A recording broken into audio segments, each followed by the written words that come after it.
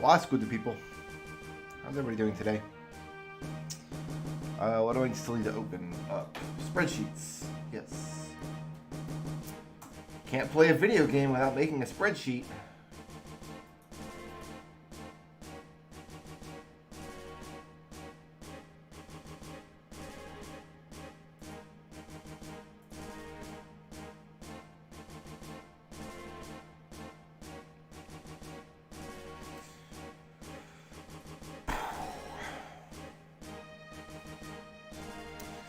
I'm wondering if we should just get the big like sphere grid thing out of the way today.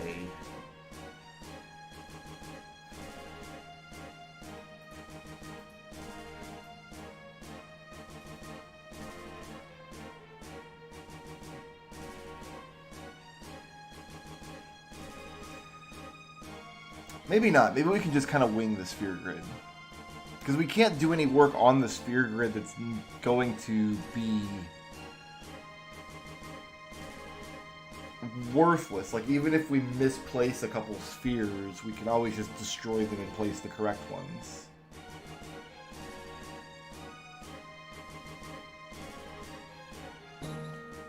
So maybe what we should do... The problem is, today's Riku's going to hit her maximum sphere level and not have anything else to do on the grid. And we don't want to waste her levels.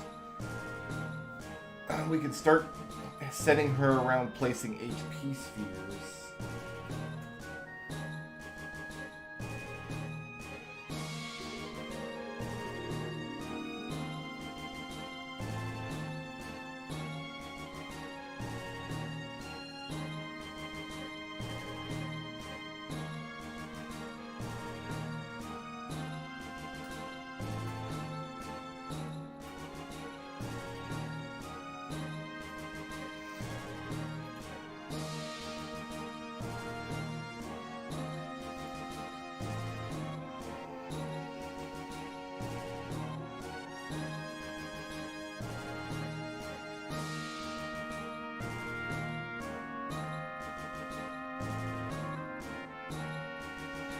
We're gonna have to fight the Ironclad to get HP spheres. Jesus, we're gonna have to fight how many of these things? It's got 2 million hit points. And we have to do max damage to overkill it.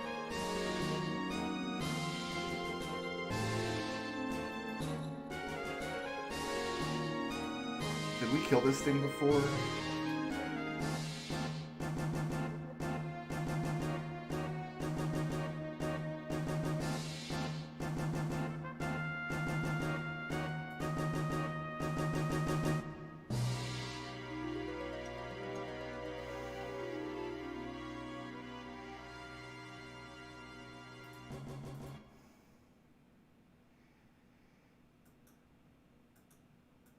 It's not on my list. It's strange. Well, let's get the turtle spinning, and then we'll look into this a little bit more.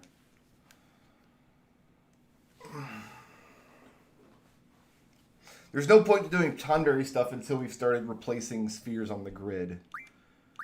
Because we're going to send everybody around the grid multiple times anyway. I'm looking into what we're going to have to do to get like HP spheres to place HP nodes on the grid.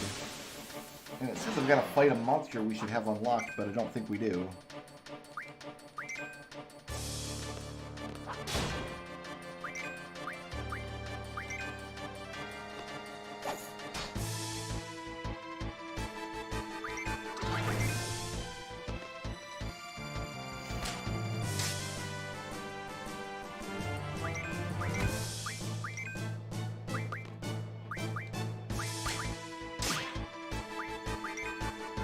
I think today we're just going to do another batch of shields, but in that batch of shields, Riku might reach the max sphere level and not have any more work to do.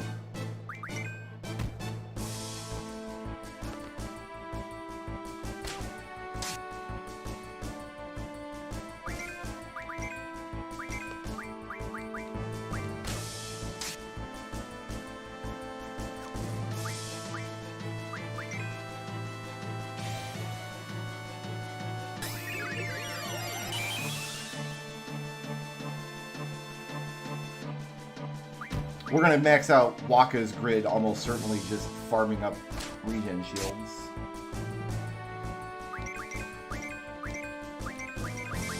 I'm trying not to duplicate any effort if I can avoid it.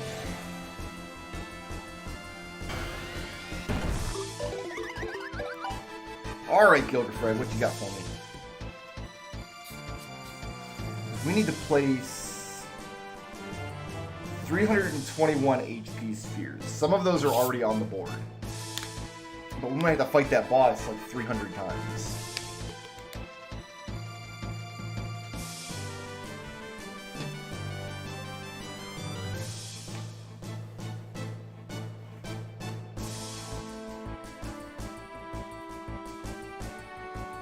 What about strength spheres?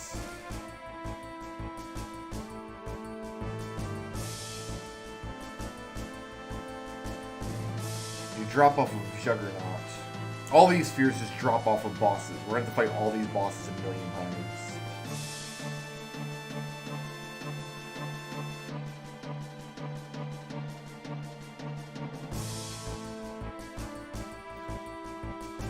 Earth Eater is really the only source of fortune spheres.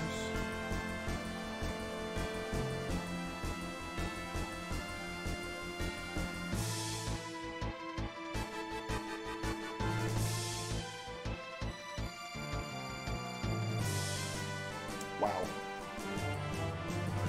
Yeah, it looks like we're gonna get real familiar with a lot of these bosses. There's Gilgafred. What you got for me today, buddy? Are you killing my turtle?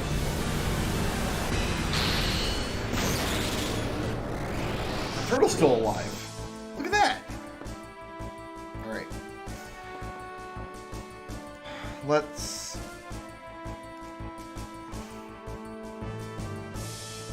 open this up.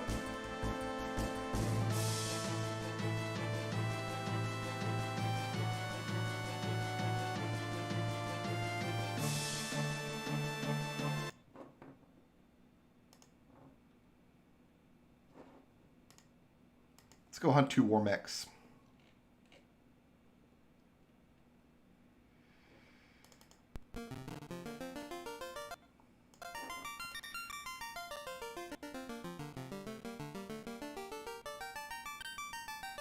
Yeah, Juggernaut drops strength spheres. What's it gonna take to... Because I think you're right. Strength spheres would be the one to prioritize first.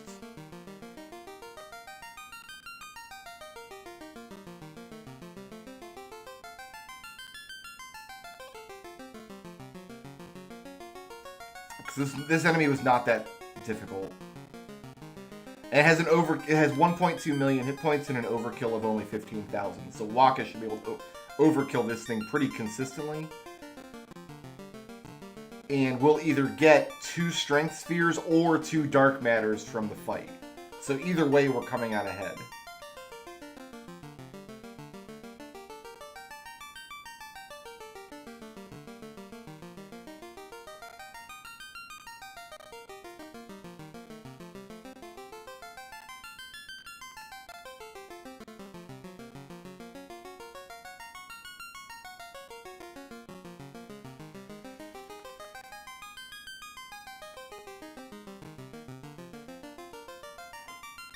And we're going to have to use Orin's Banishing Blade to put Armor Break on it. We're going to be at Final Fantasy X for a good long time, I dare say. But let's fight some Warmechs.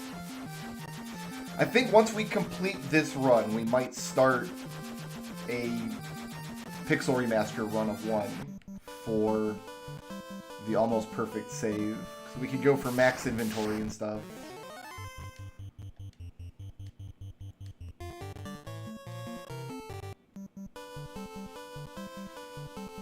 I wonder if I should wipe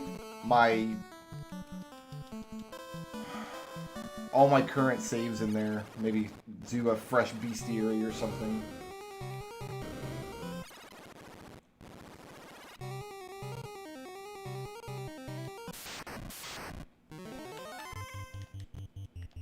I think we're just waiting on ribbons now. We're gonna go with Harm 3 and Fire 3. You don't have Fire 3. What do you have? Lit 3 is fine.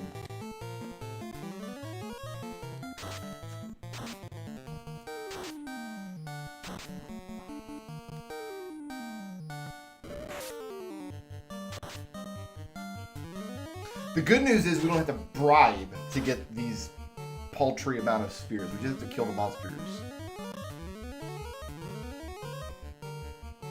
Which is definitely good news, because that means we don't have to... Like, if the regen shielding is not a permanent fixture in our grinding, we're only going to have to regen shield for as long as we're building our equipment.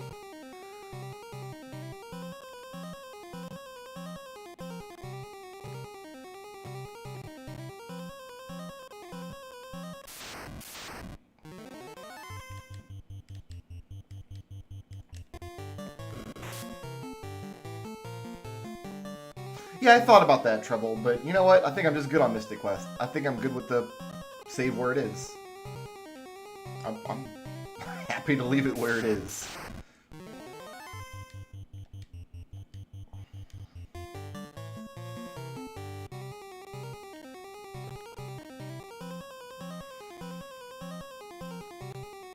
Anytime I want to go in on and beat the game, it's just so funny that a normal run of that game is very close to a perfect run of that game. It's silly. There's just not a lot of content in that game when it comes down to it.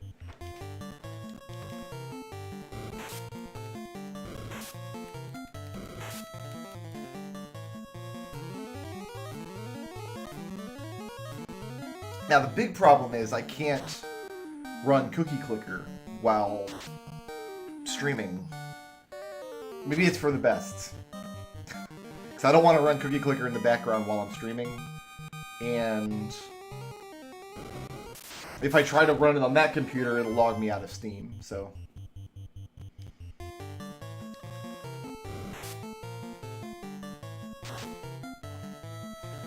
yesterday we looked it up, and the 20th and 24th encounters are always Warmechs. So we can do 2 Warmechs per run pretty easily.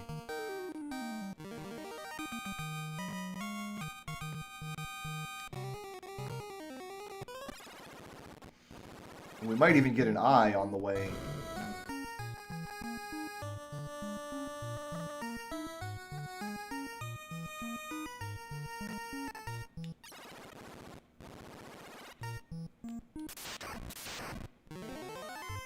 There's the eye.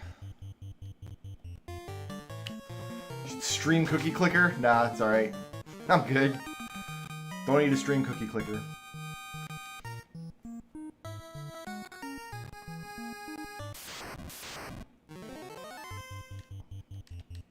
It's bad enough that they made me buy a Cookie Clicker again on Steam. Oh, you know what I didn't do, though? I didn't top off my HP in...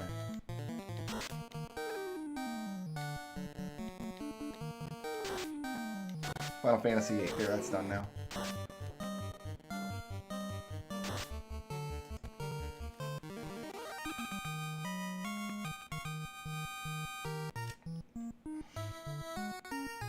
I have streamed Cookie Clicker as a gag before, like as a picture-in-picture window, or as a placeholder for some other game.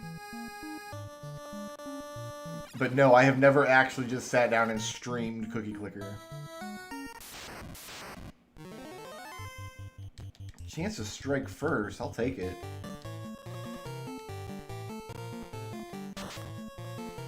So Corey's the big loser in this game, because he keeps dying and not getting the Warmech experience points.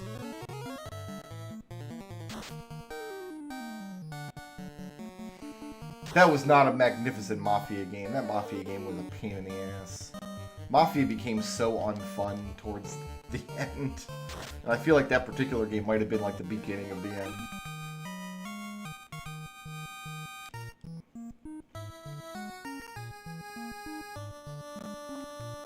It is alarming, like, how good those Mafia games were at one point compared to how bad they got eventually.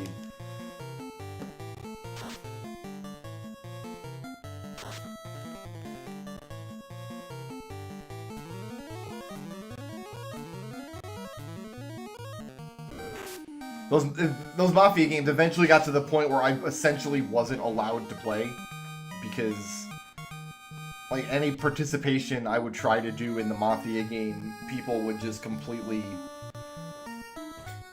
I don't know, the meta game became the game, which was inevitable, I guess, but didn't make it more fun.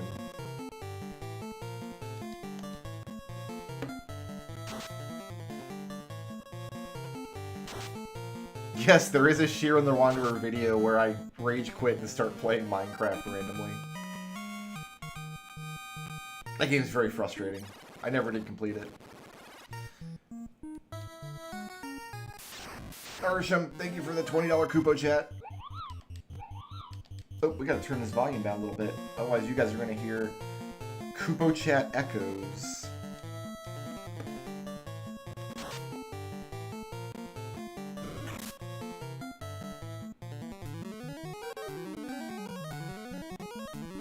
The last time I played Mafia on that forum, I rage quit hard. Like, before the game even started, I'm like, I have reservations about wanting to play this game. Because the games haven't been fun for these reasons. And people are like, oh no, it's fine now, it's better. You should totally play, it'll be fine.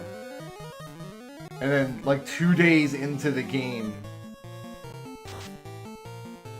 Like, bullying is the wrong word, because I understand it's a game, right? It's not like... But it was just impossible to play. It was impossible to say anything or participate in the game at all without getting completely dogpiled. Because of how I had played some of the past games. Because I guess I'm such a big personality, everybody has to glom onto it. Not only that, but I found out after the fact that, I forget who was running that game, but one of the people that was on the Mafia team of that game got really upset that I tried to quit playing the game. And apparently, like, sent a DM to the person running the game, like, under no circumstances should you let Brick Road quit. This is BS. Like, he's gonna force me to play the game because... I don't know. It's not even fun for me to reminisce on this subject. It's such a pain in the butt. I played Among Us for one night. One night I played Among Us. And I never once... We played, I don't know, maybe 10 games or so. I never once rolled the alien, right? I never got to be the bad guy. And, like, even at the end of those, like, just few, just casual games, people were just playing the meta game instead of the game. Like, I already saw it start to happen again. I'm like, nope, not doing this. And I will not play Among Us again for that reason. It's just... I want to play each game in a vacuum, you know? So I can actually, like... Because on those Mafia games, they had such good rule sets. People put a lot of time and energy into developing, like, a rule set that they wanted to try out. But every game just instantly degenerated into trolling because nobody wanted to say anything serious. Because anything you say can and will be held against you forever.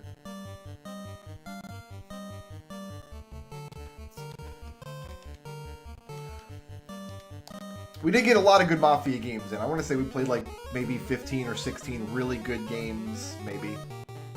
But by the end, I was so upset the last time I played Mafia there. Because I'm like, you know what? I want to play Mafia, but I don't want to be treated like this complete asshole every time I play just because I post a lot. Like, I want to play the game hard, but I don't want to have a photographic memory of every game we played for 7 years.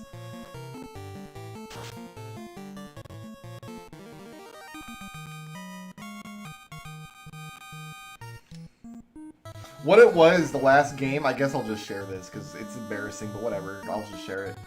Like, the specific, like, again, bullying is the wrong word. It wasn't actually bullying, because it's a game. People were making moves in a game. I understand that. But before we signed up to play the game, I'm like, you know, I haven't played this in a while. I don't think I was really good at it back when I did used to play, and I'm not really sure that I want to play this one. People are like, no, it's fine. You're fine. Well, it's okay. We're like, we've made some changes to the rule sets, and it's going to be better. And so, but then the specific thing is, I rolled on the town, and a couple of people rolled on the Mafia side, and their specific strategy was every time I made a post in the thread to come out hard about how terrible of a player I was, how awful I was, and how I was not even trying to play the game. And it, like, oh my god, it hurt my feelings so terribly bad. And I know that it was part of the game and they're just acting, but I couldn't handle it. I'm like, nope, not playing. I was assured this wasn't going to happen, and it's happening.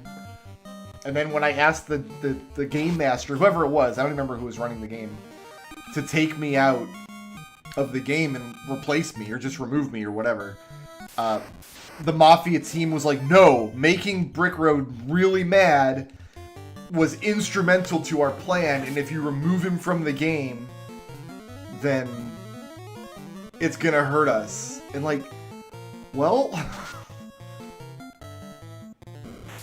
I didn't find that out until after the game was over, that had happened. But oh, Mafia is such a great game when played well by people who aren't dickheads and actually want to win. Like, I love lying games. I love Ultimate Werewolf.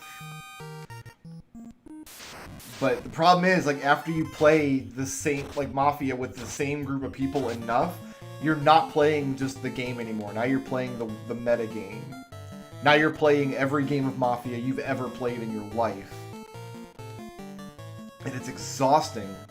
And then you get people who want to do strategies like, oh, let's just make this person really mad. We'll just try to hurt this person's feelings, and that will help us win. And they're right. That could help you win. The game encourages strategies like that, because if you identify somebody as a threat and you remove them from the game, then yeah, you're going to have an easier time winning. Of course.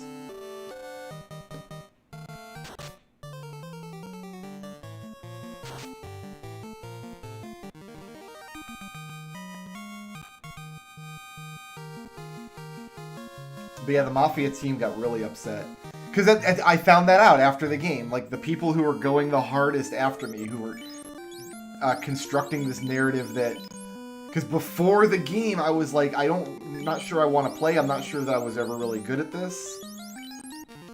And I'd rather not play a game that I'm going to have a lot of difficulty, like, making good moves in. And I was assured, like, that nobody thinks that. It's not the case. Don't worry about it. And then immediately after we start playing, they must have had a conversation in their Mafia chat room. Because the Mafia get, like, to chat amongst themselves in a place where no other players can see them. And they must have been like, oh, if we, like, hammer this insecurity, that's only going to help us. Because we know that Brick Road likes to post a lot. We know that he's going to be trying his hardest to win. So if we hit that insecurity, that's really going to help our team. Because we can make him look really suspicious. And they did. That's exactly what happened.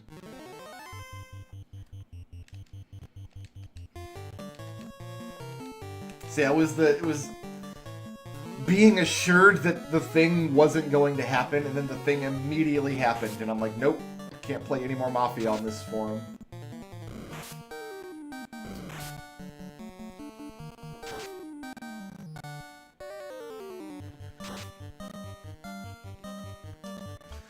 The thing is, though, like, I get the mentality. Like, when you're playing a game like that, and you're in the Mafia team has maybe 4 players on it, and the rest of, there's like 20 players in the game, or whatever the numbers were. Like, the things are already stacked against you. Like, if you have a move that's going to help you win, and you don't take it, then you're not really playing the game. It's just, this style of social game rewards like terrible play like that.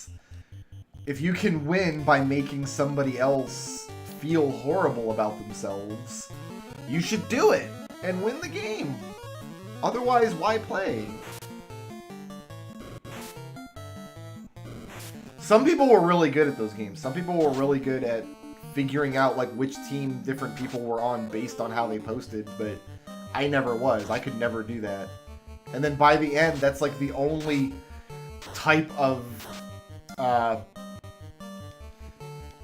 contribution that players actually cared about. Like, if you weren't posting every single post with your list of people you were suspicious of and why, then...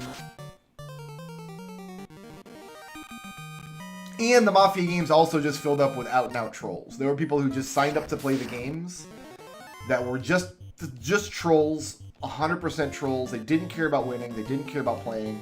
They didn't care about anybody having a good time. They just wanted to troll. That was it. And people allowed them into the Mafia games because by that point, not enough people were signing up to really field a full Mafia game. So you gotta let the trolls play, otherwise nobody can play, I guess was the mentality. So probably a third of the players in the game were just there to troll and had no other reason to sign up. So there's your good faith shattered. Corey did level up once. Good on you, Corey. You survived today.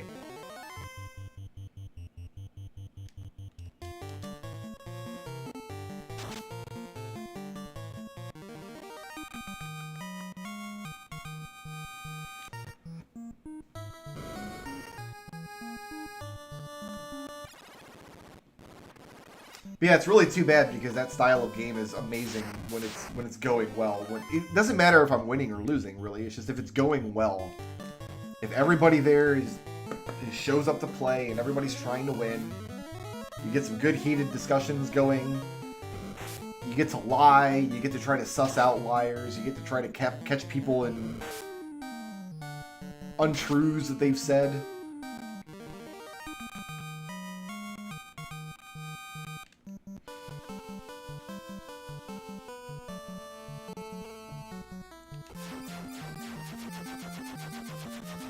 That's exactly it, Eric, is that these people, some certain people that were playing were like, it's a good strategy now to make the game unplayable. Because if this game is unplayable and I'm on the Mafia team, that means nobody's going to be able to find us all. And that happened a few times. Let's just poop all over the game, and it's a good winning strategy for now.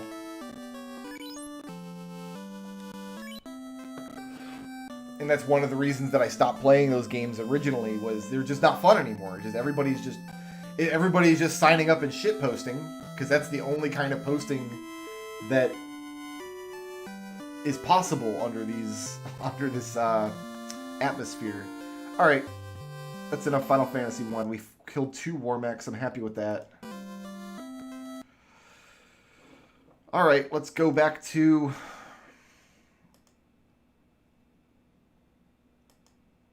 Regen Shields. We'll do a batch of Regen Shields.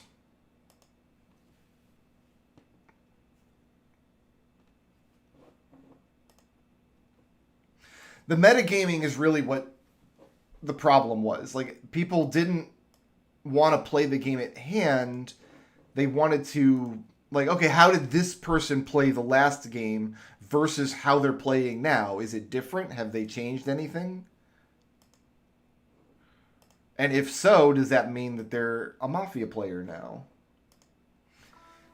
And some amount of metagaming is inevitable because, yeah, it's like certain people like might play one way when they're in the town and then play a slightly different way when they're in the Mafia. But that never seemed like a reliable way to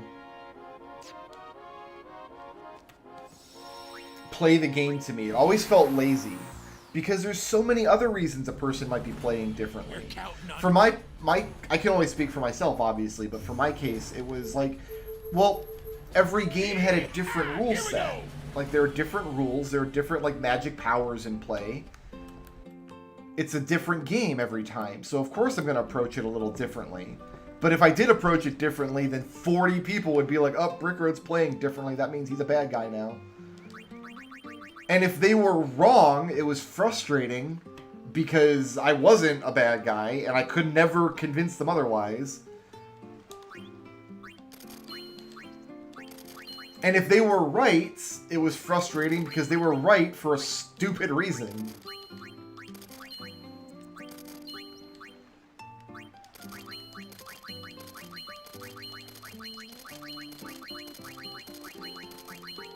I would rather somebody be wrong than be right for a stupid reason. Does that make sense?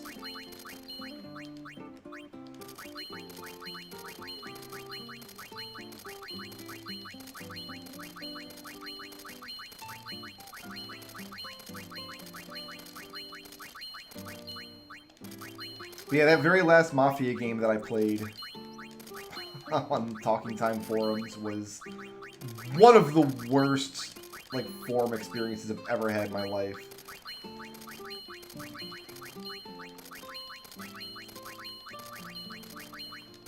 Believe it or not, it's not fun to be relentlessly dogpiled after being told that's not going to happen to you. So if I cross the road this time, I'm not going to get hit by a car. No, you're fine. You're not going to get in that semi-truck and roll down the road and run me over. No, of course not. Of course not. Go ahead and cross the road. Then halfway across the road, you hit me with your semi-truck. Well, why did you hit me with your semi-truck? Like, well, the game is about hitting people with semi-trucks, so...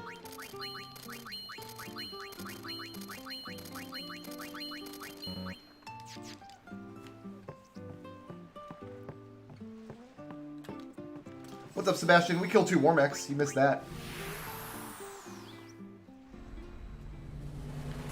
You're counting. Now we're gonna go make more Regen Shields. Here we go.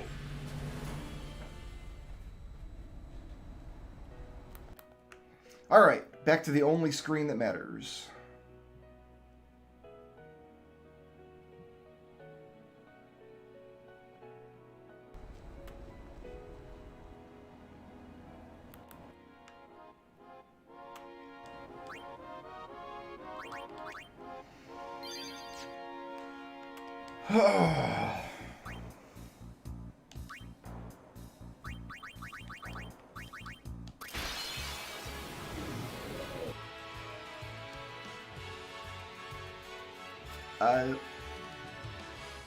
Titas can't survive the hit. Riku can here. And then I think I can double entrust from here. Oh, not Waka. I don't want to use up Waka's turn there.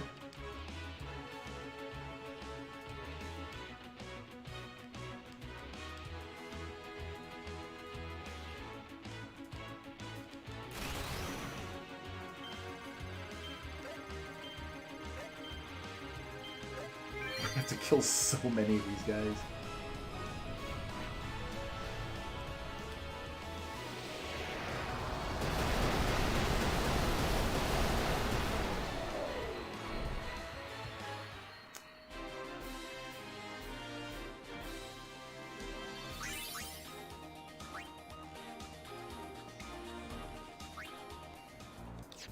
Alright.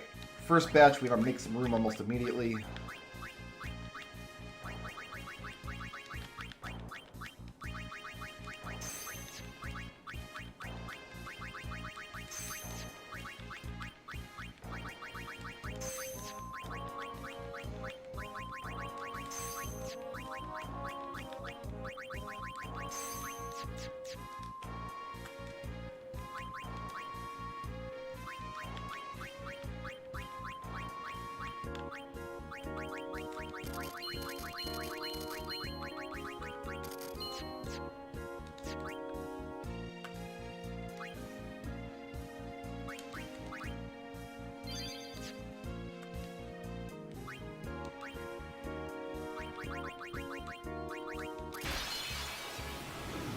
Oh, we were going to look for this ironclad monster, actually. Let's have Waka take the first hit.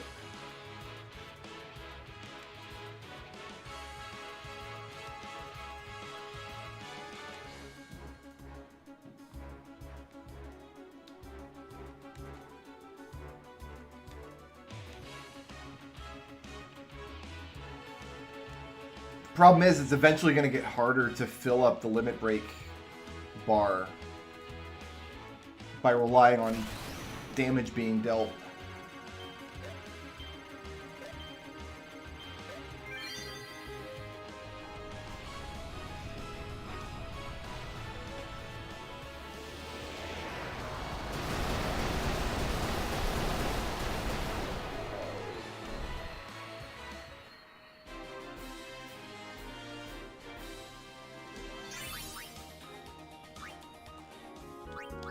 So when Riku gets to like sphere level 80 or so,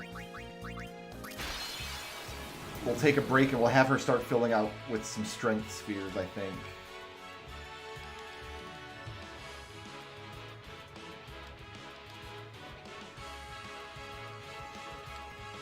Waka gonna die here.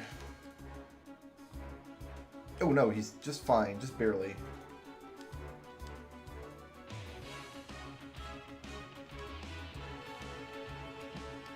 So Riku and Waka can each just about take 2 of those hits.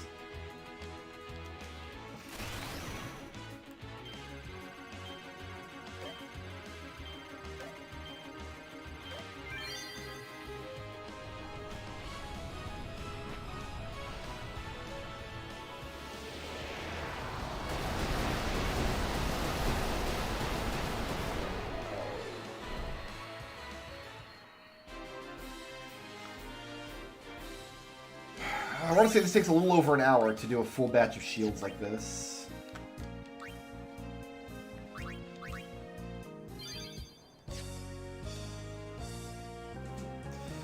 I feel like this is going to take more time. I can fill up Waka's bar twice in a couple of actions in the battle where I need him to do the overdrive. Like, why would I want to pay some other fight to make that happen?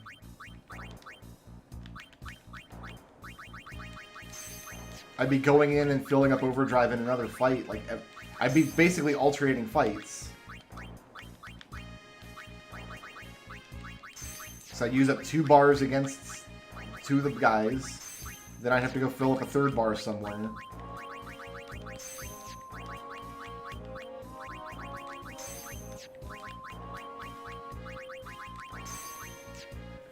And eventually, like, once I get to a point where I can survive more and more of these hits, I'm going to be able to take them out with just regular attacks anyway.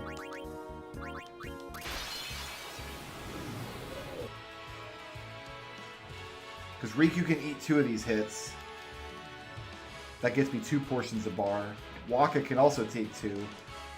That's going to give me 2 portions of bar. And then from here, I can just entrust to Waka.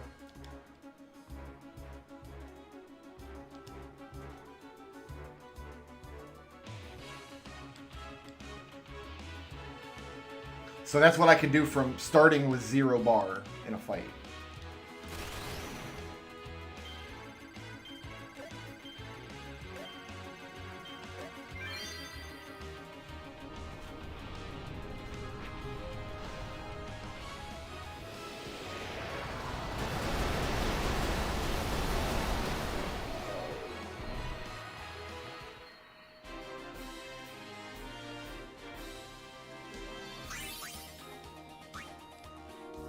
And then I can just do it again next fight.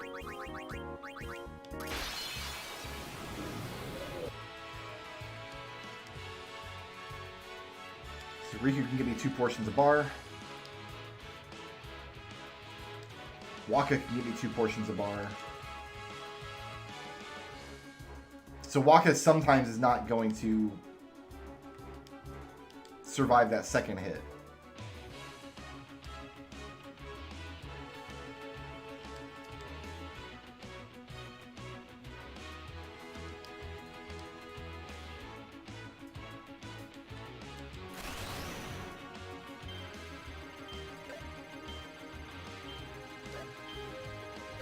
Oh, darn it.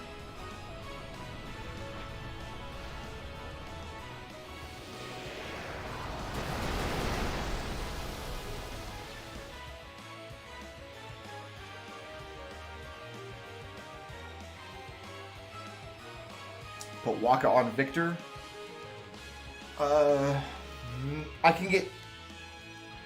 He gets me 4 portions of bar right now by eating the counterattack. We can try Victor and see what happens.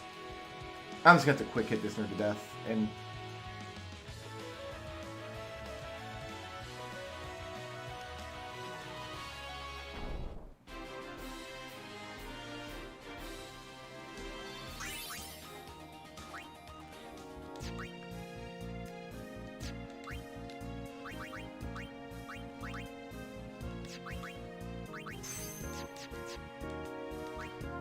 we'll try him on Victor. I'm not sure how much Victor fills him up.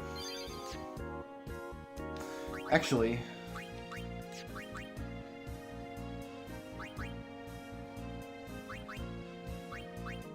we could try all of these.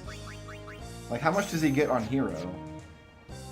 Surely this counts as a powerful enemy.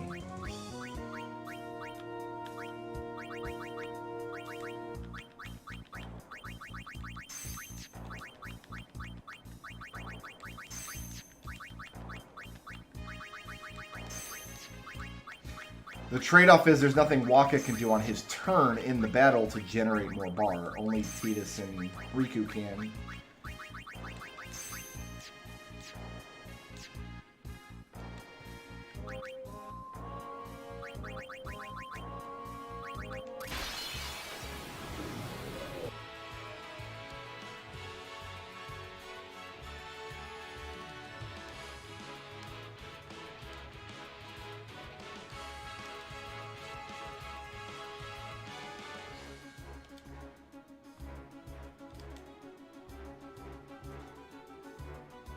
Yeah, now we're not generating nearly as much bar because Waka is not able to get bar in battle anymore.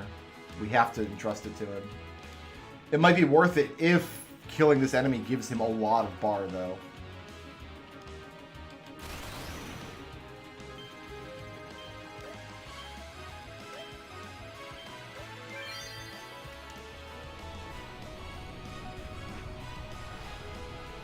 Because I'm assuming he'll get some amount of bar for Hero, and he would not get that much for Slayer. Slayer, I'm going to... He got well over half a bar. You know what? That's probably for the best.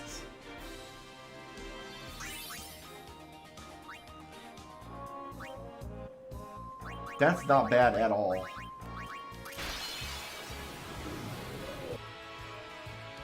That's a good 60% bar right there.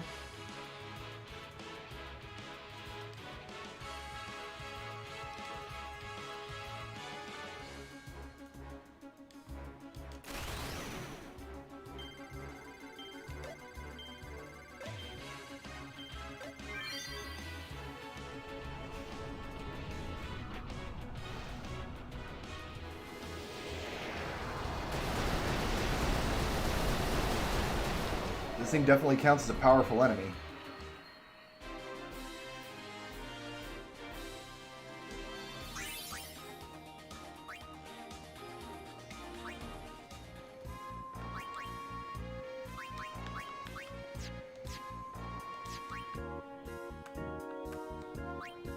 Gotta make some more room in the inventory.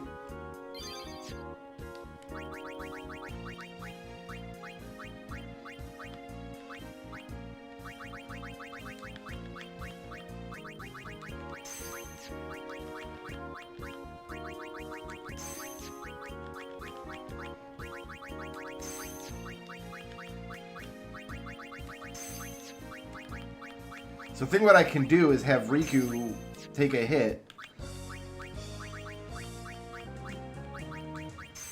Or Waka, I suppose.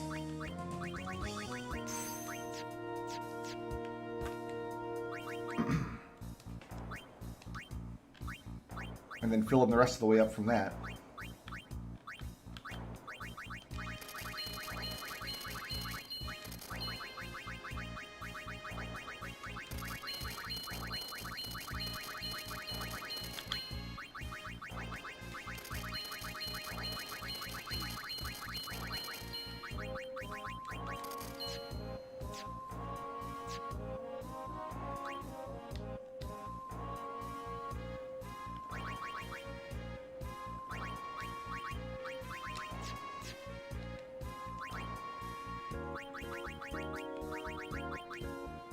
Alright, here's my 1.28.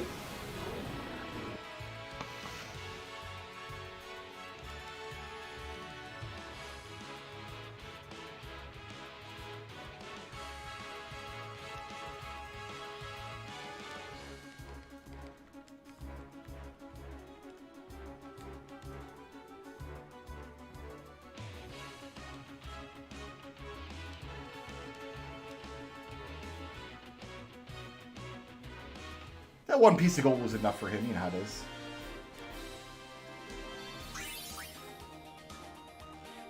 We got 6 wings. That's the lowest we can get, but whatever.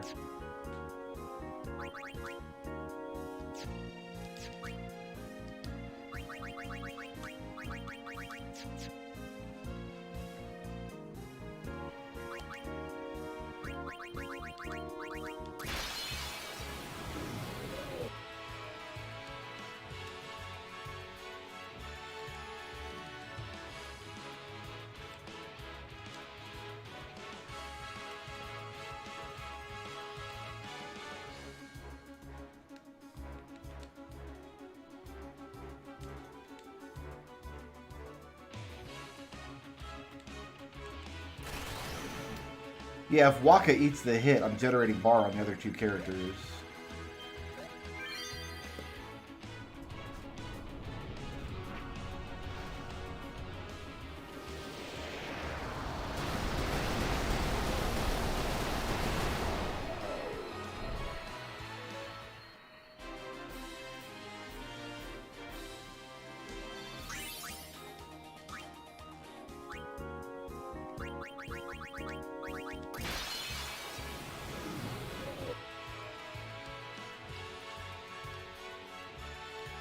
He really only has to eat 1 hit.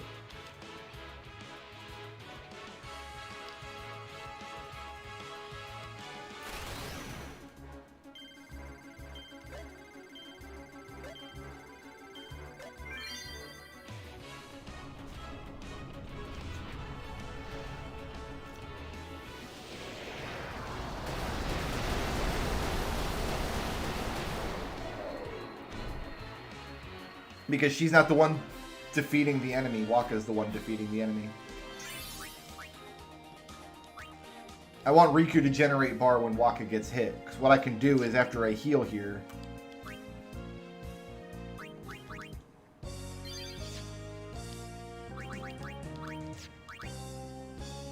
Also, she does... Oh, she does. But she's not defeating the enemy, so she wouldn't get bar. On Comrade... Whenever Waka takes damage, Riku and Tidus both generate bar, and either of those bars is enough to entrust to Waka to get a full limit break.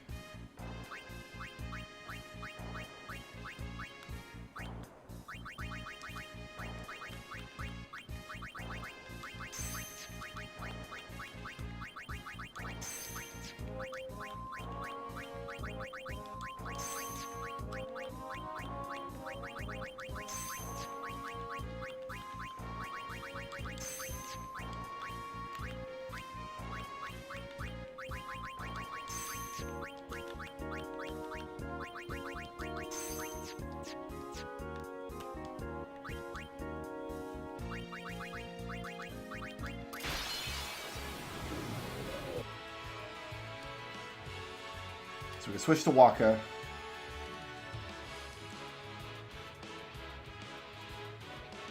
And that gives both Riku and Tidus enough bar to entrust to him. So as long as I don't drop my attack reels, we should only have to take one hit per fight.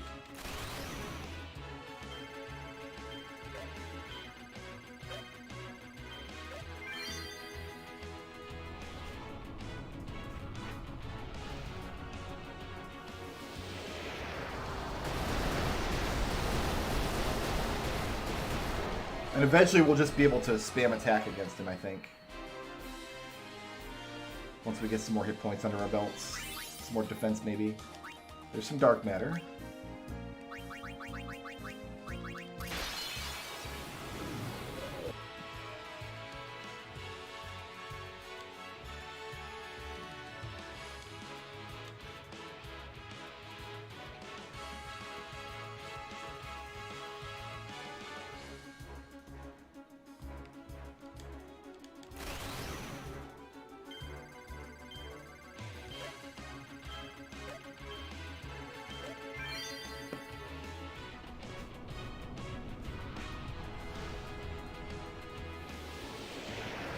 Problem with this method is now Tidus is never going to gain any AP. My phone is ringing, guys. Give me 2 seconds. I'll be right back.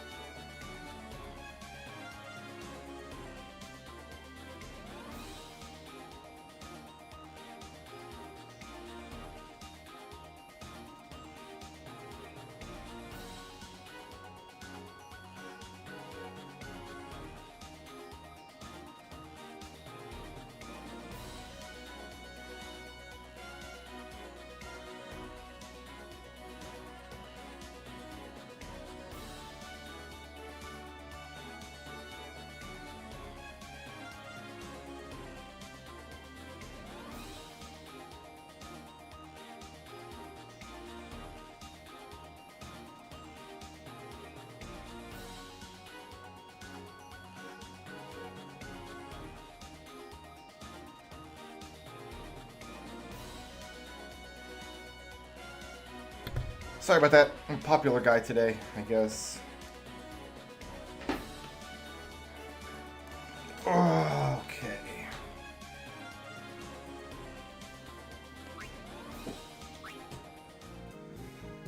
Do I need to fight another one? I don't know, I lost track. Anytime I gotta step away, I forget my place. We're almost at 100 hours played on this, that's exciting.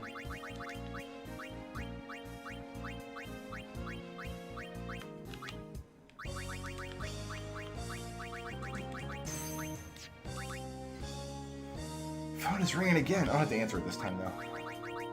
Unknown number equals no me likey.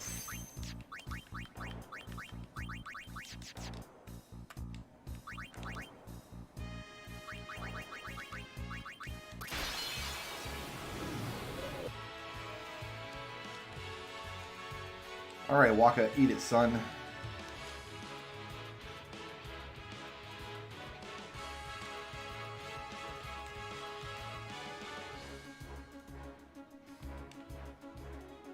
That wasn't quite enough.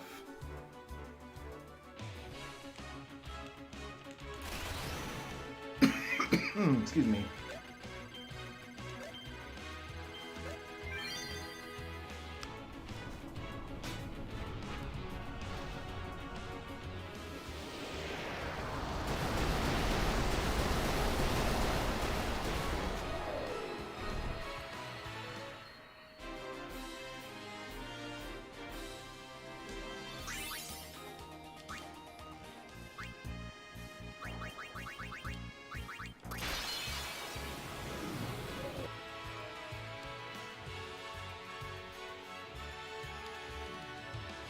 Riku will only fill Tidus's bar, so Waka's the only one.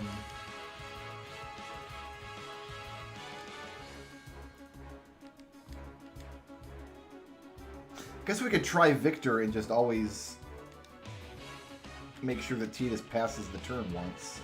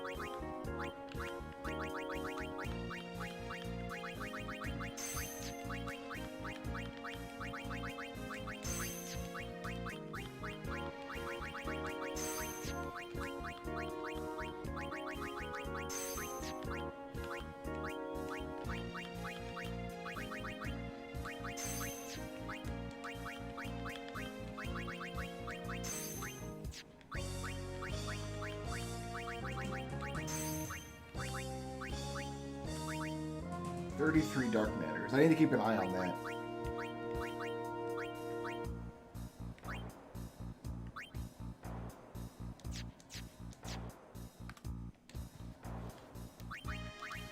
Because we're going to hit enough Dark Matters to give somebody a ribbon. Without any fanfare. It's just going to happen randomly at some point. So this one we're just going to have to eat up the Phoenix Downs.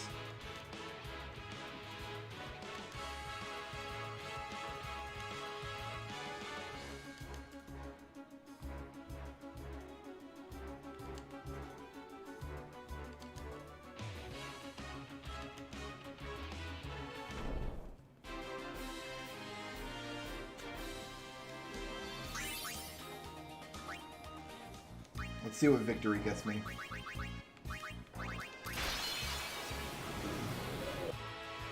That's a lot of bar, man. We just got to make sure that somebody passes the turn.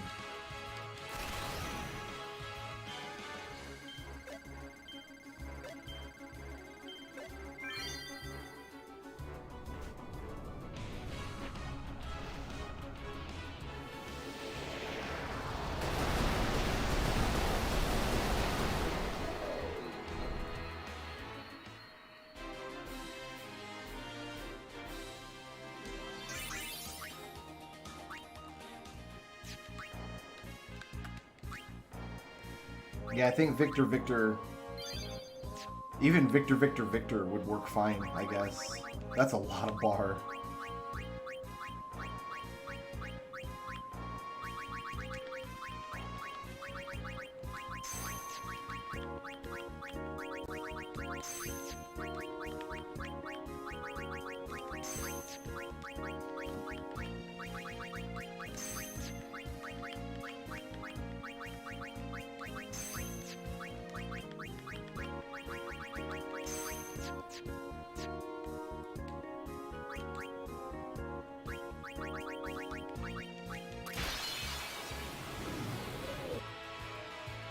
Like, Waka doesn't even need bar anymore, really.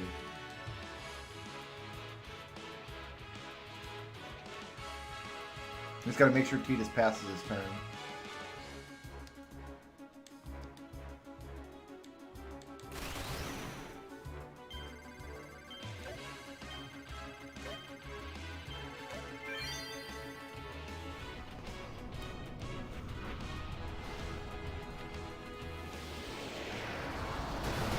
And after we finish up this pile of Regen Shields, we jump back in Final Fantasy IV. We have to go buy Echo Screens in Final Fantasy IV.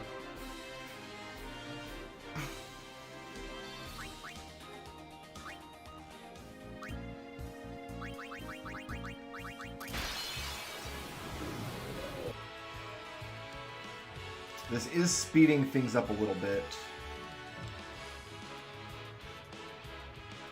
Actually, Waka and Riku just got the same amount of meter. So hero or victor doesn't really matter for Waka. Apparently.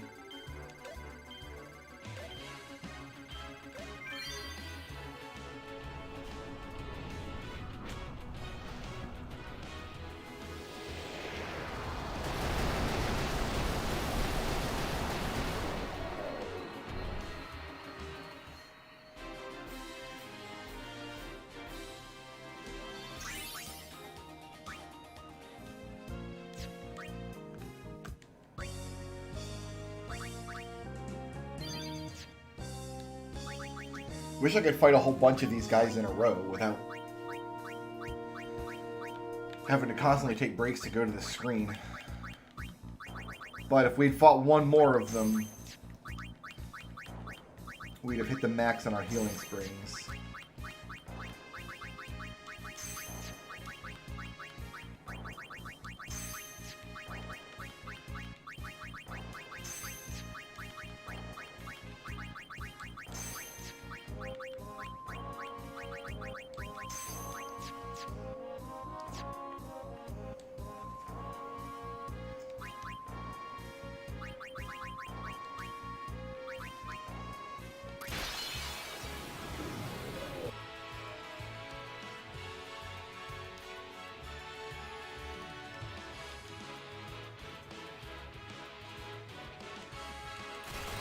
Oh, I didn't give Tidus a turn.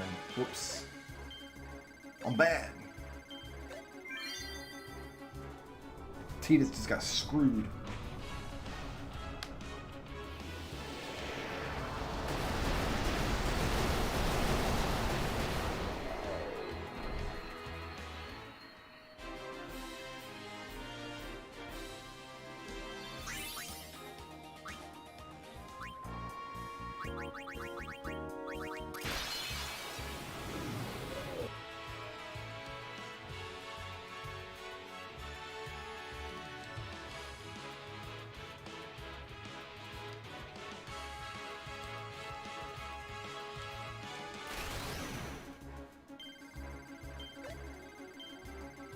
I got a one hit over there. What? What? Nonsense.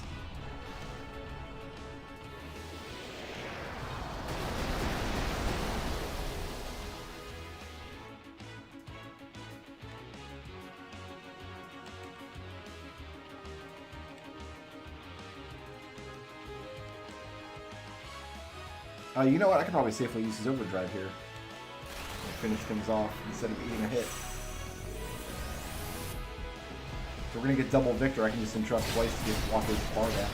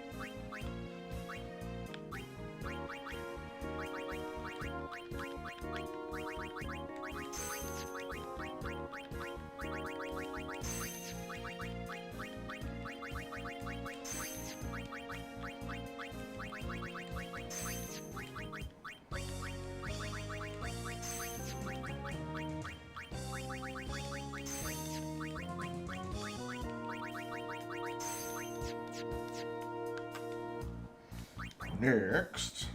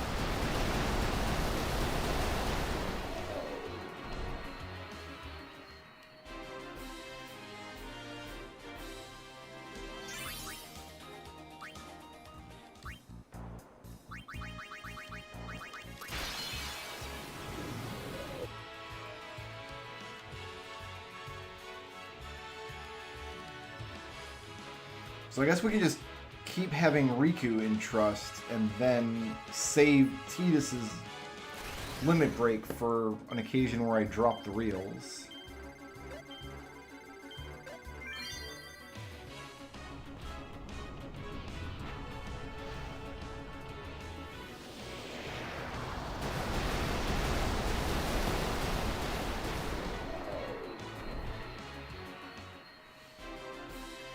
Might be the smart play. There's some dick matter.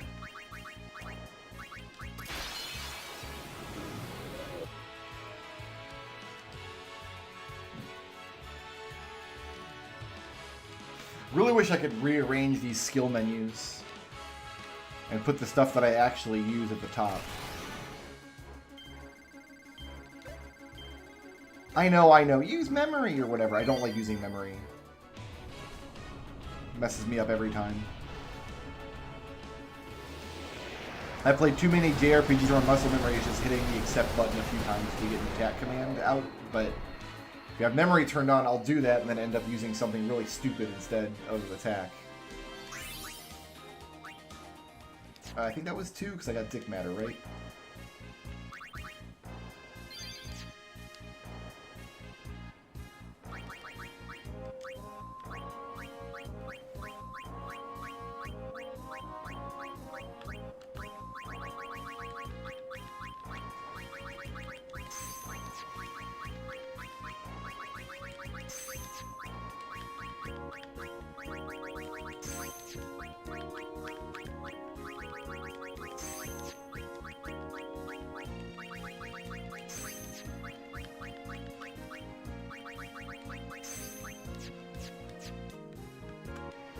Next.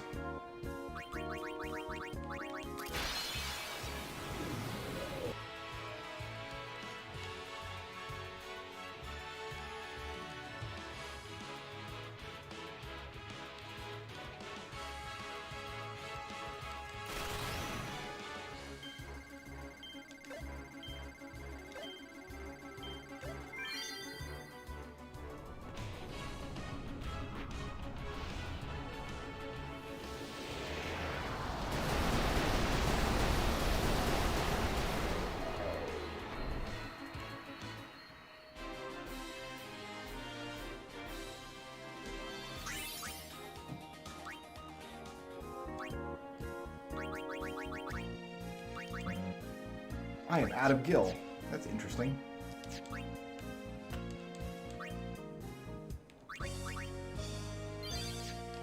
It's alright, I got plenty in the bank.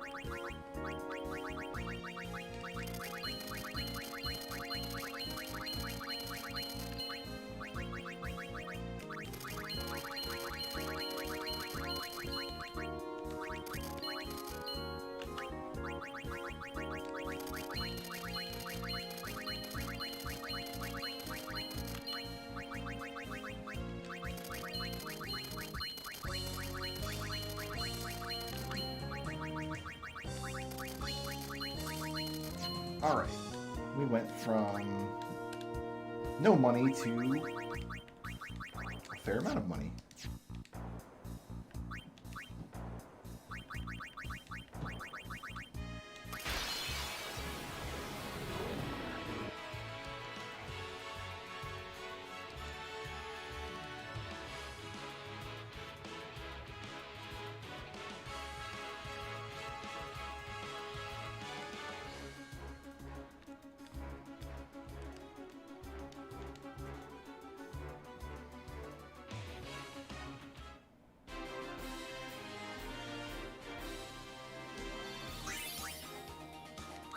only 6 again.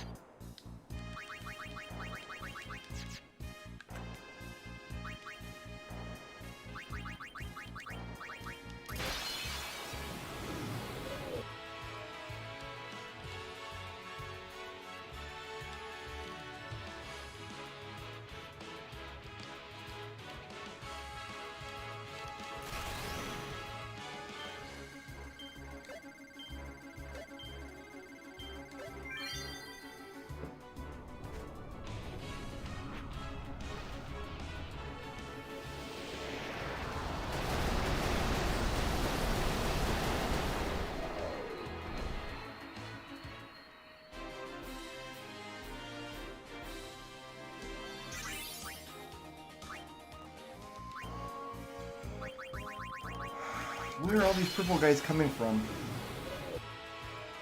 Is this something I should even be thinking about? Is there a whole country of purple werewolf boxers somewhere out there? When they get word of what we've done here to them, to their vanguard, are they going to invade?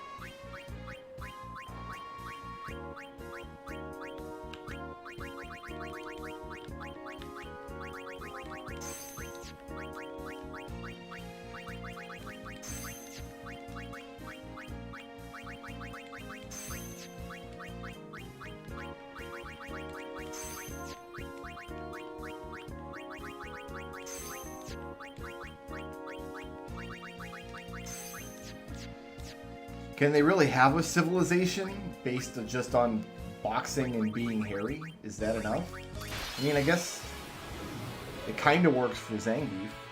He's not a boxer, but same principle, I imagine.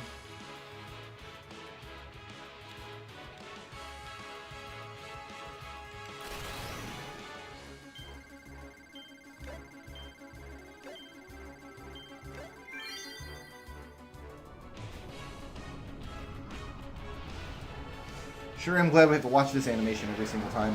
Not getting tired of this at all.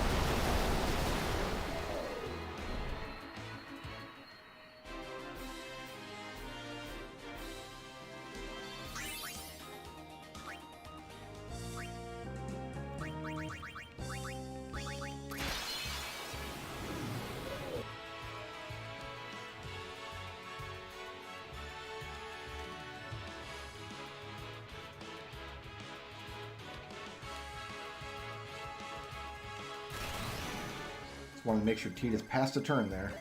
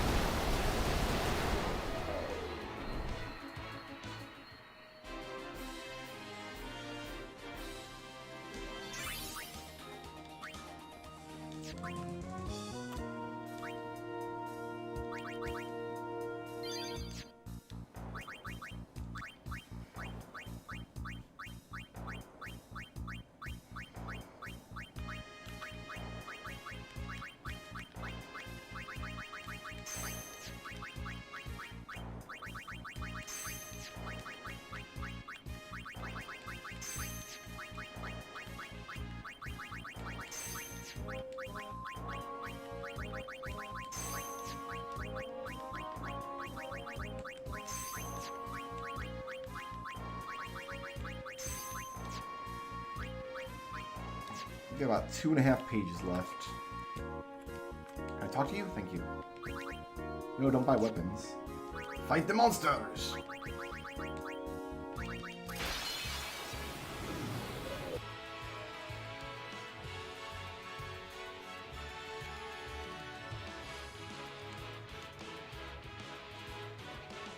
I mean, being in double speed mode doesn't even speed this animation up.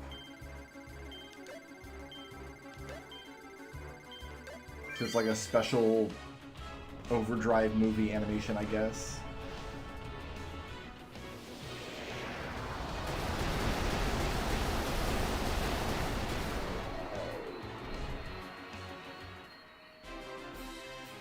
So yeah, I guess the lore is that he's making these monsters out of dead people's spirits. I guess that is the lore, because that was established.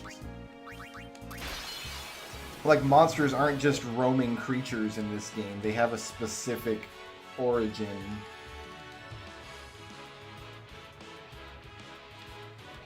Yeah, wow, I hadn't considered that before, but that's extremely ghastly.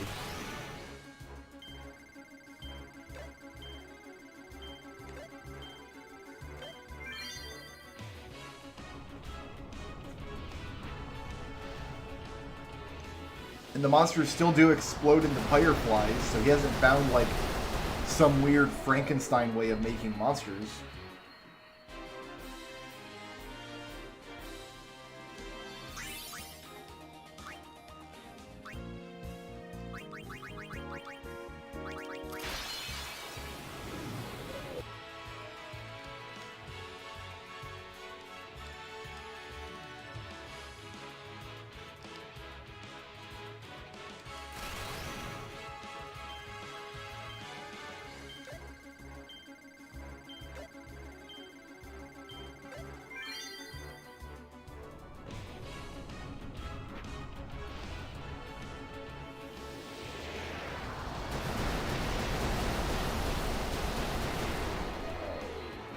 We're going to have the same style of just extremely repetitive grind when we do Final Fantasy XIII eventually. We're going to be killing a lot of turtles in that game.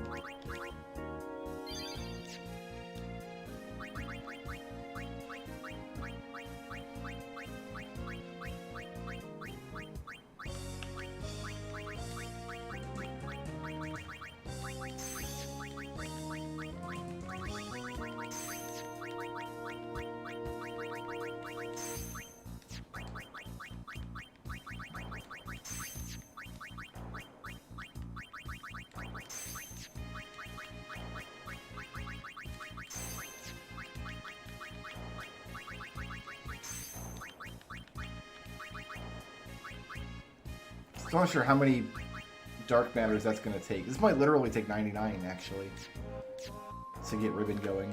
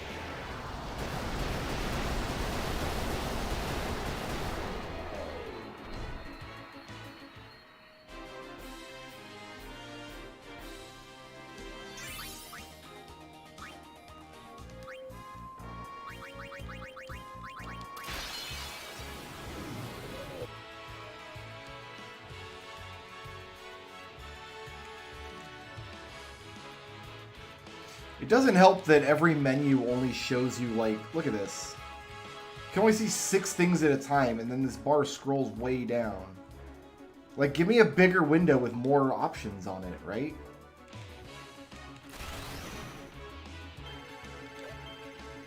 It's like, even Final Fantasy I lets me pick between, like, damn it, like 15 different spells.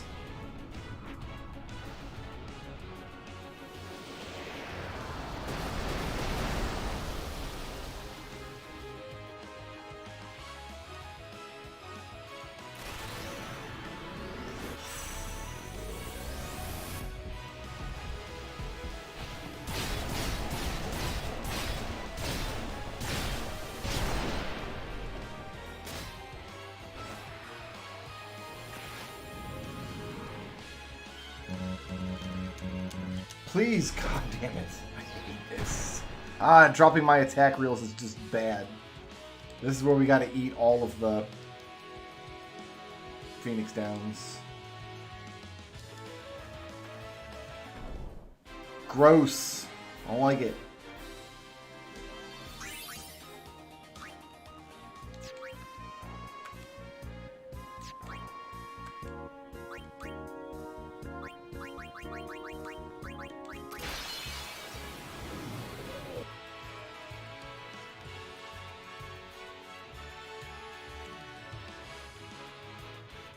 Yeah, I should put Waka on Victor so he starts with Bar even in that situation.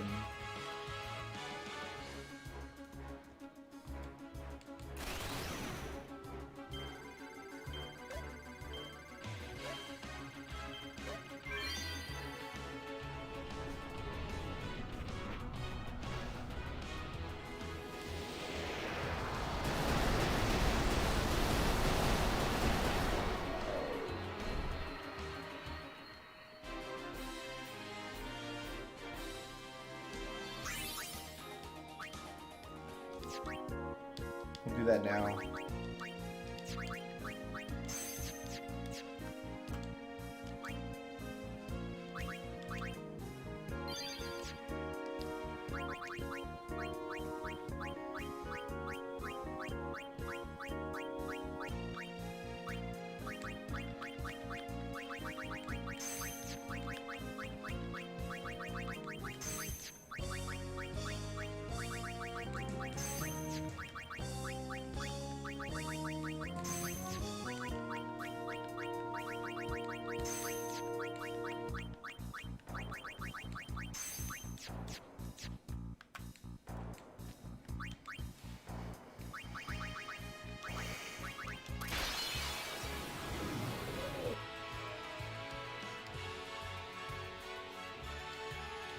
I think Victor and Hero are just identical as far as how much bar he gets. I'm not sure why you use Hero over Victor.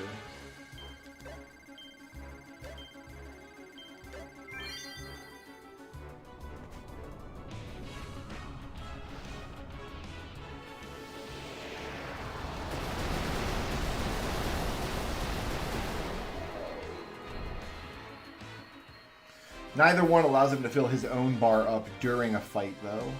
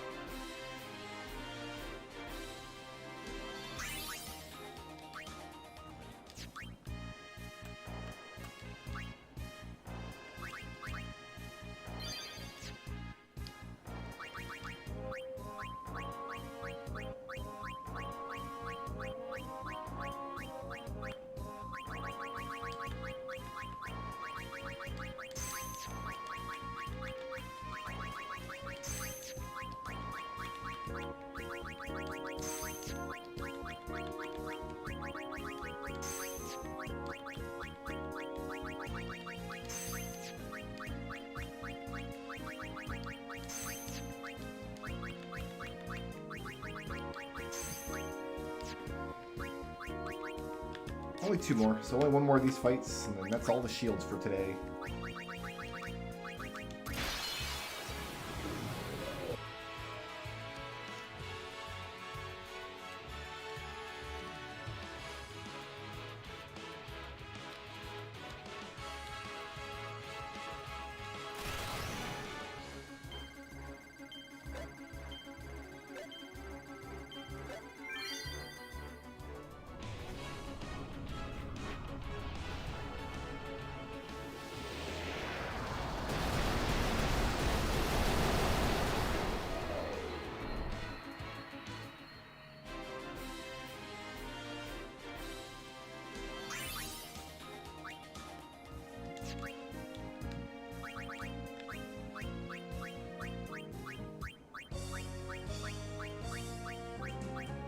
Yeah, I hate the menus in this game. They're so obnoxious. There has to be better ways that these menus could have been designed. Like, they're slick looking, but trying to get anything done quickly or anything done at scale is impossible.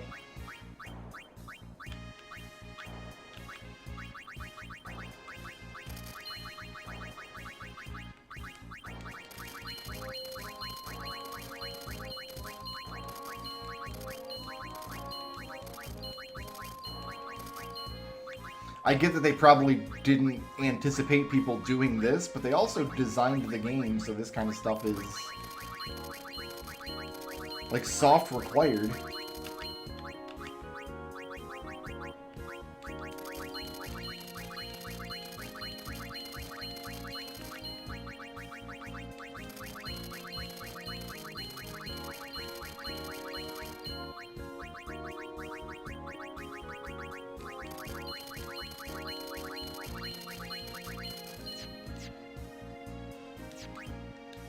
Alright, let's do one more Malboro.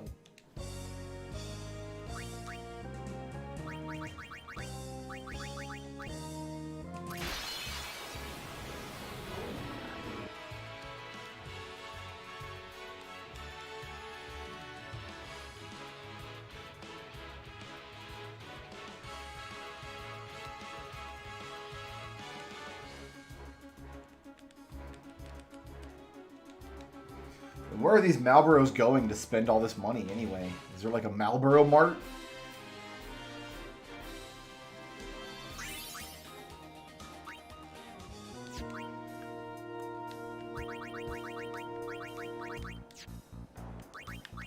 Alright, let's see if we can break Riku's.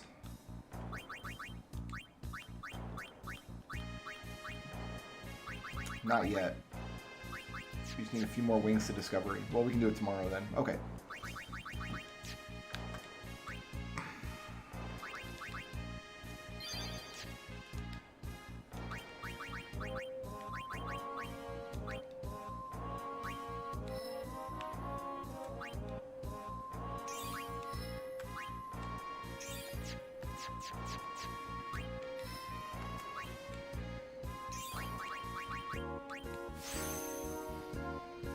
Mug.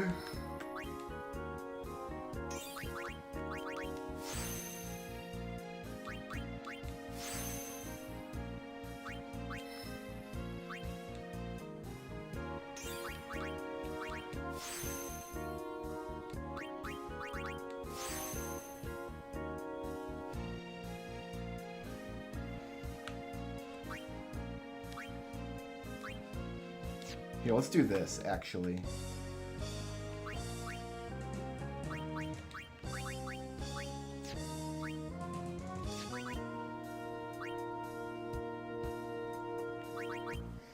Which one has the strength spheres? The Juggernaut. Let's have Tidus placing down strength spheres as he goes.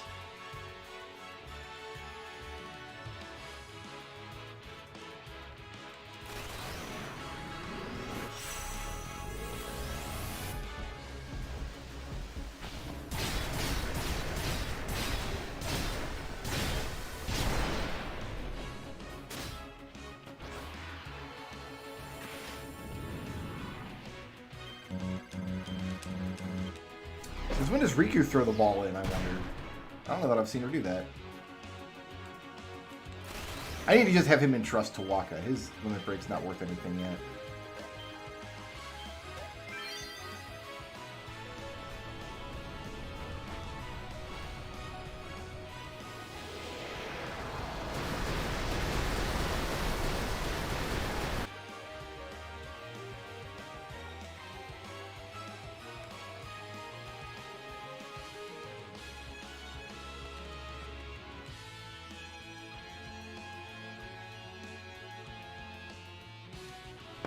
I have to Banishing Blade him, don't I?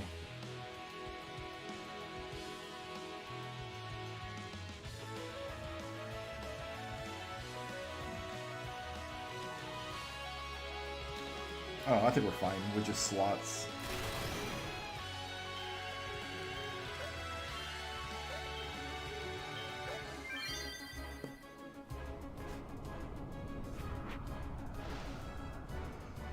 That might have been what we did to this guy the first time with quick hit. But I think I do want a Banishing Blade in though. We do have to Banishing. We need to get him. We need to get the big kill, which is that's only 15k actually.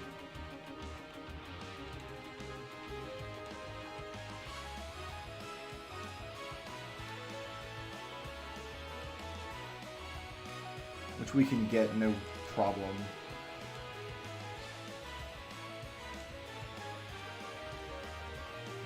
That's why he was easy to kill, because he just charges up. And by the time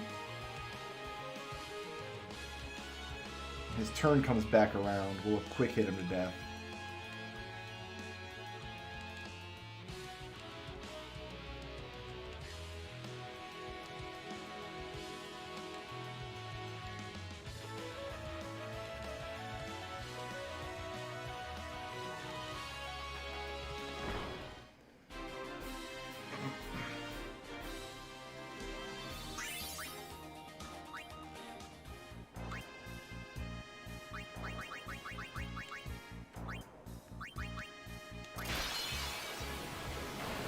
This way we'll help power level Tidus's strength to start with.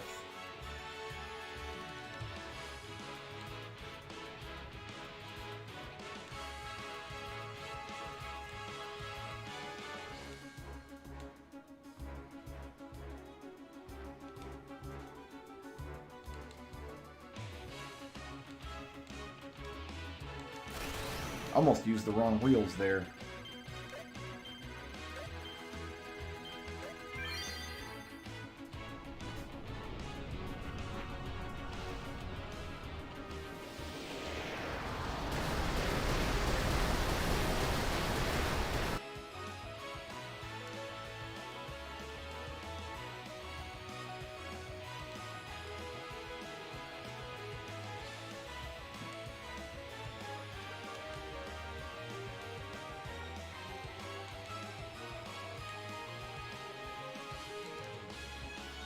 Yeah, like there's really no reason quick hit needs to be at the bottom of this list. It's silly. Silly Billy.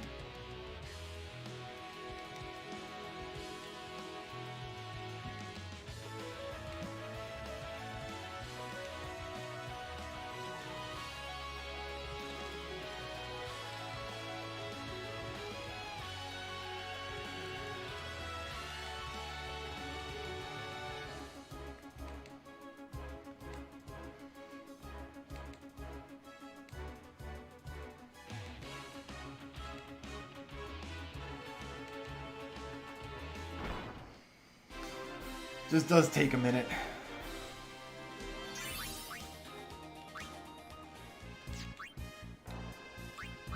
Alright, that puts 4 strengths on the board.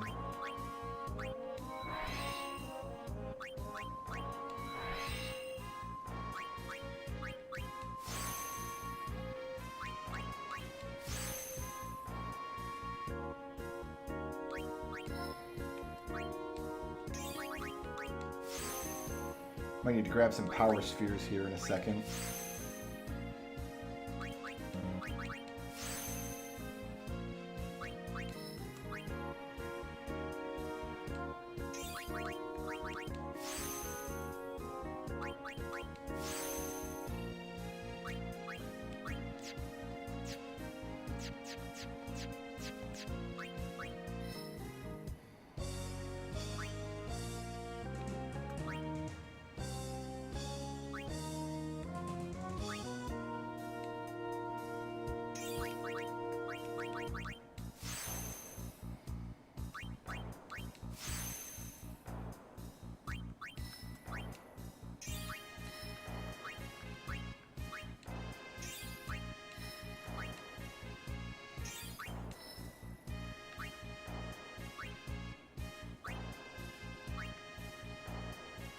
I guess we're going up here now.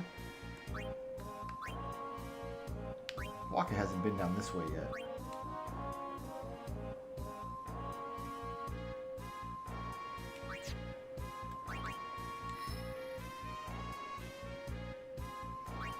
I saw a path I needed them to take. Yeah, here.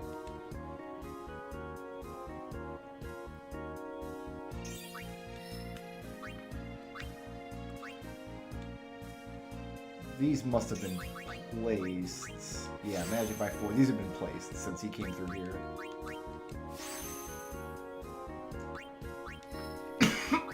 Excuse me.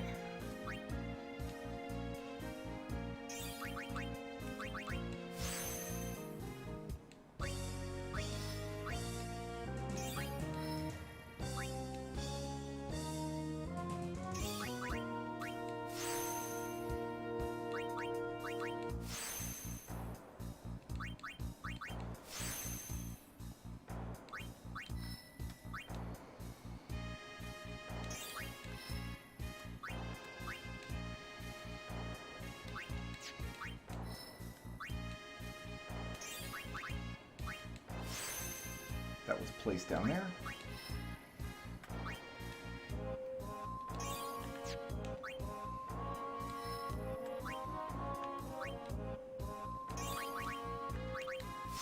It's like just the last regular part of the board that Riku needs to clear.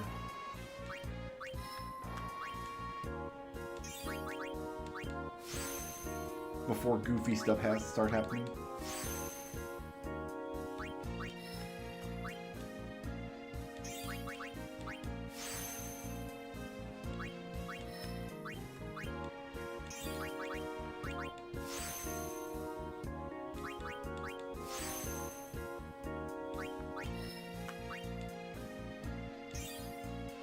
All right.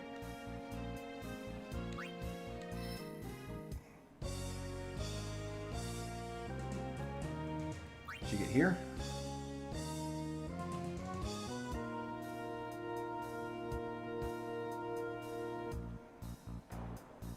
Just all aboard the Riku Express here. This is a good use of her sphere levels for sure.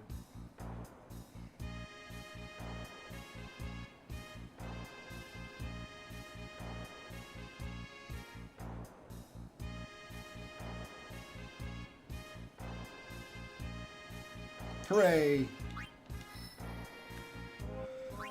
She needs to come over here to the left, so up this way.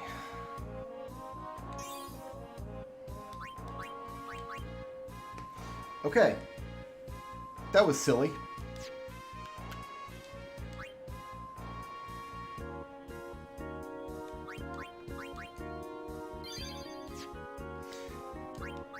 Once she's completely done with this grid, we'll have her start chasing Tidus around and grabbing the strength nodes that he's leaving behind. Like this one here. She can get each of those. And then, once her strength reaches 255, we'll know that we have to go start destroying strength nodes that she's previously gotten.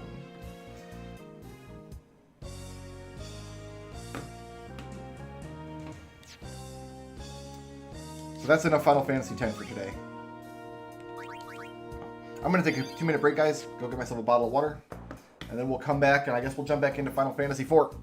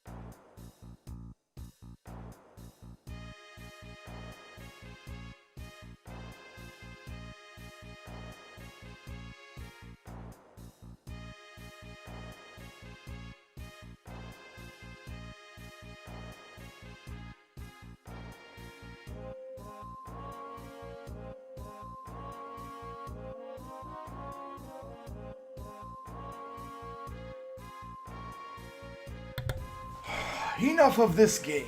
'Tis a silly game, after all.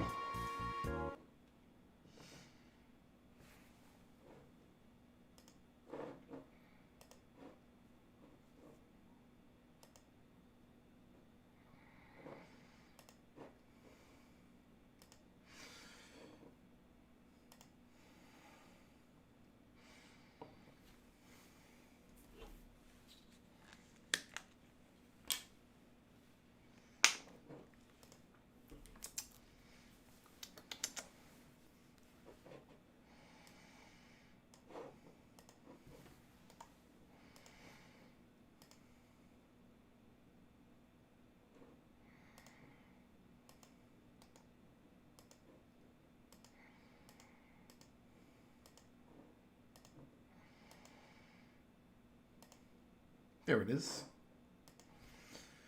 All right. We are not going to survive this fight without echo screens. And we're probably going to have to buy some equipment for the twins.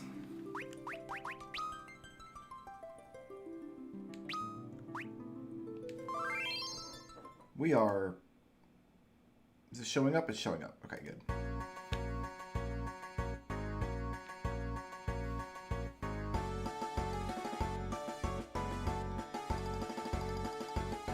Once we push past this fight, I suspect we'll have a much easier time in general, because we'll be able to equip that onion sword that we have.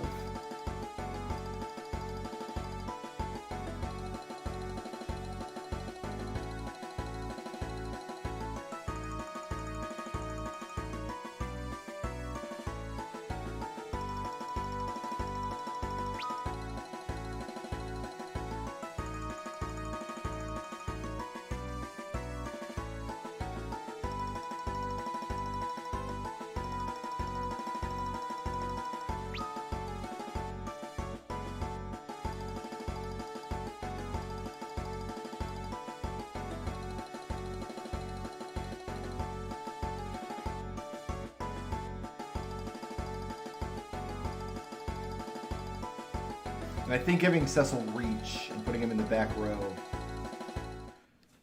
will also be very useful.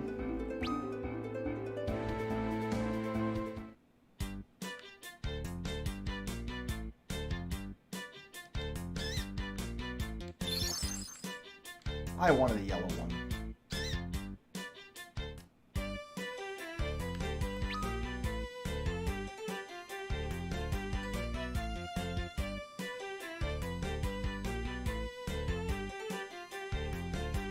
I wonder why there's so much margin on this map. I guess they wanted to put an airship on one side and the moons on the other. Why not just give me like a mini map in the corner, right? I understand that this was originally a DS game. It kind of stems from that, but...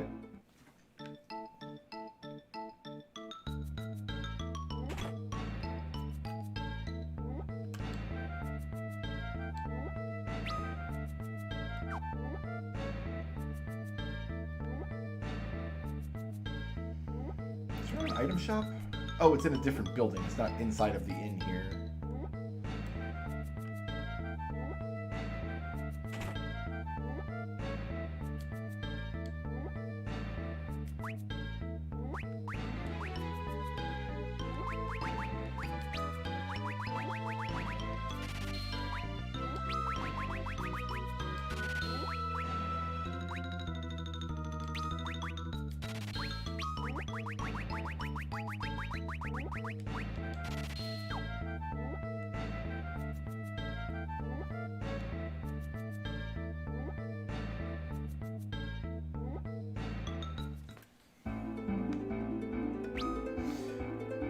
All right.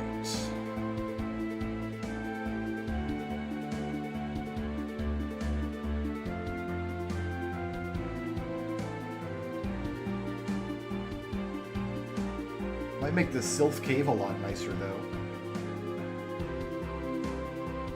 With all the constant random encounters.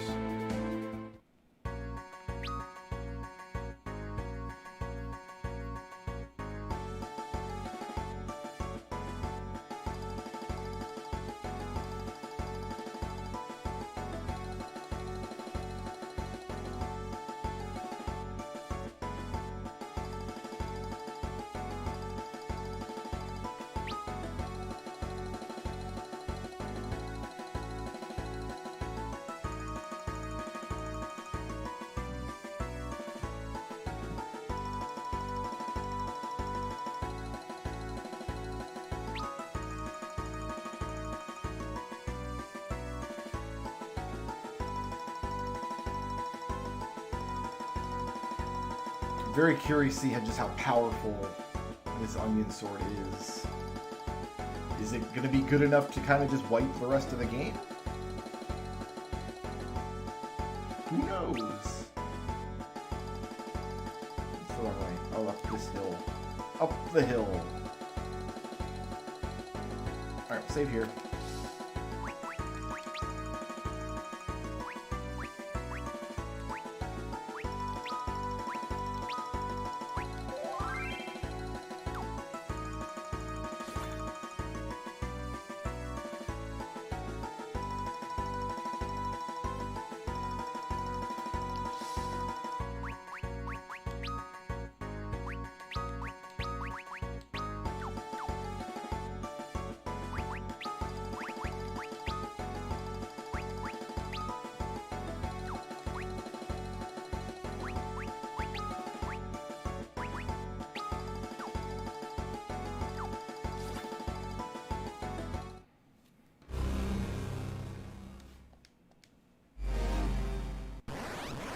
Oh no!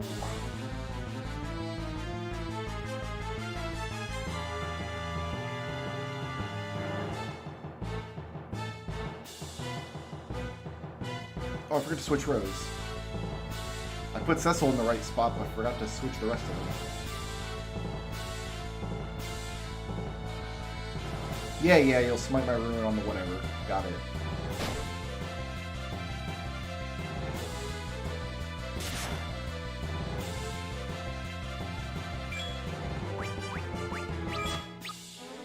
Okay. You have item lore. God damn it. This is my fault. I forgot to switch rows. I deserved this.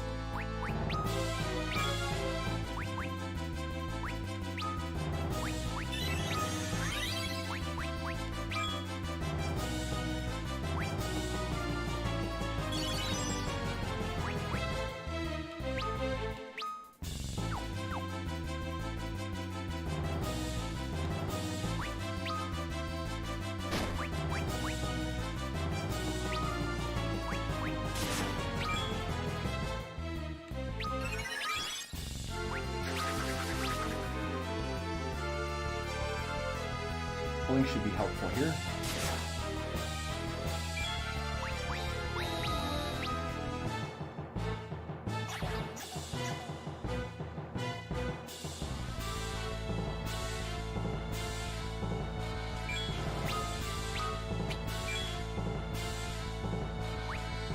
Oh, but if he misses, I don't get the counter attack, I guess.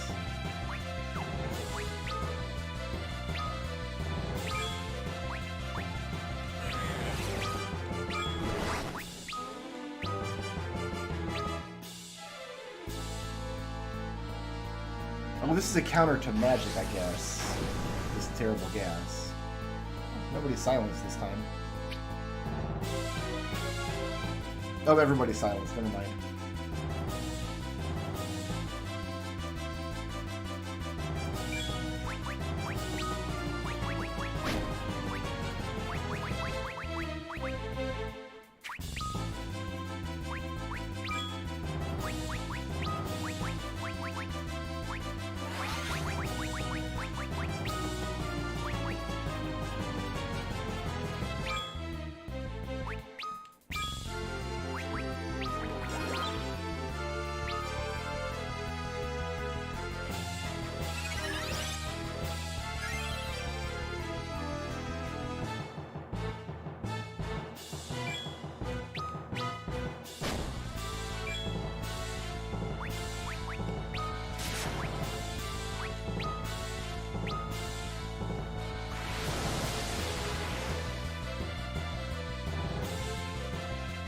You didn't counter that.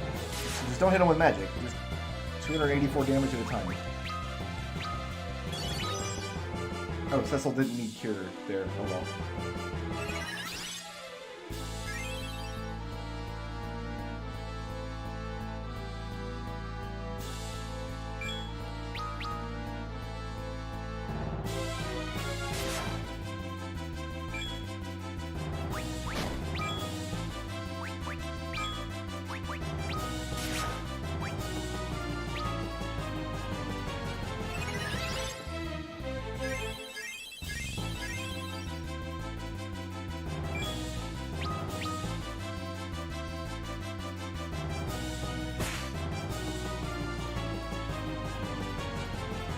I think we win this now.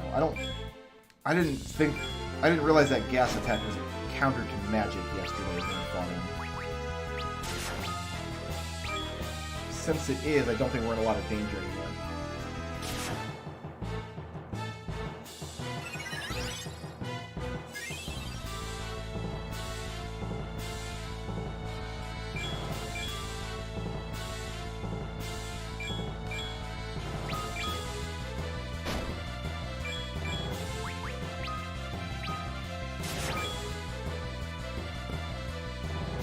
It's just gonna take a minute.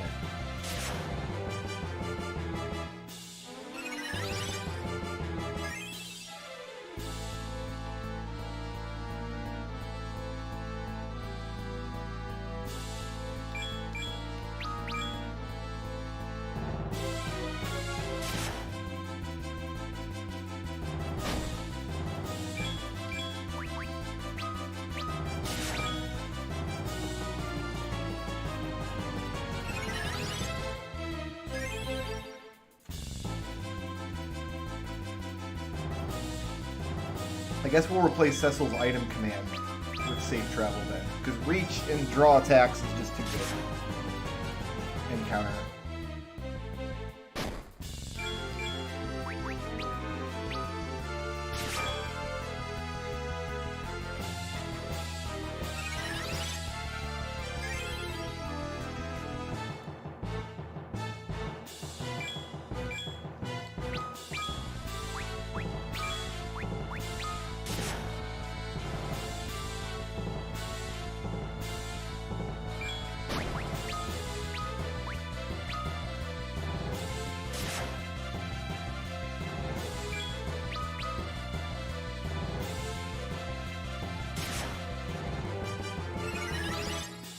I wonder who took the time to put pink highlights on Cecil's armor. Must have been Rosa, I would expect.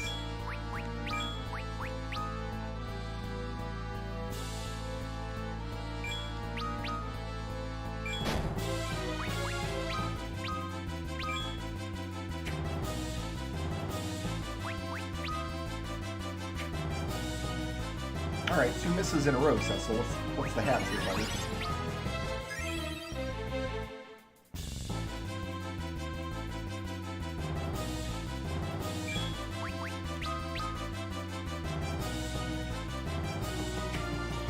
Did he get blinded somewhere?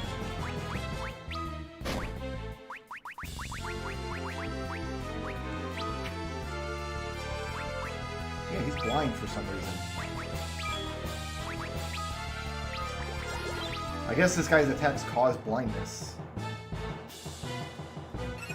Rose's Love does more damage. It does an amount of damage.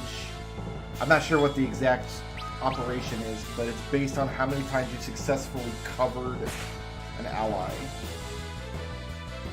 Which we're at 60-something now, and we can go to 99, I think.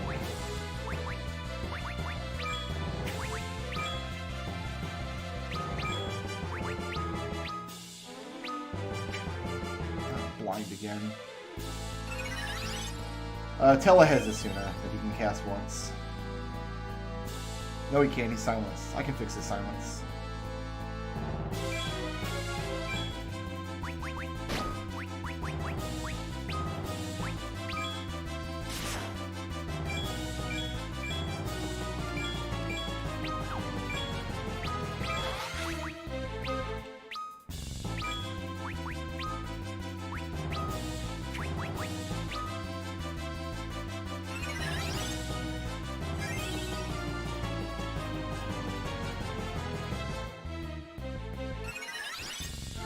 Throw an Ether at Tella, actually, with Palam's turn.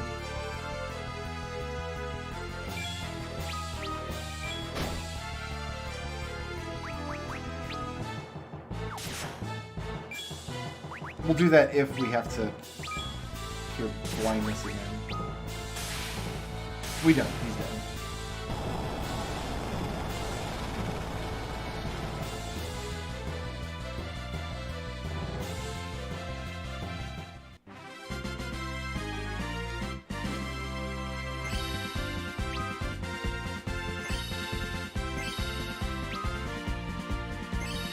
Learned all kinds of useful spells I wish I'd had a minute ago.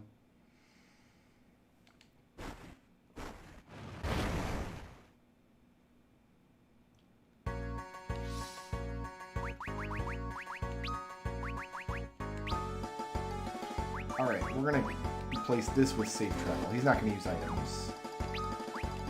Oh, we can't replace items. That's why I hadn't done that before. Alright, back to this then.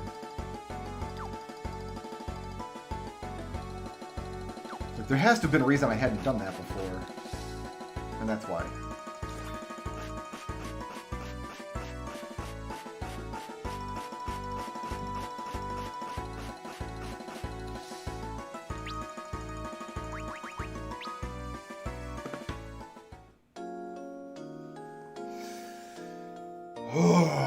Okay. Let's make sure to unequip good old Cecil here.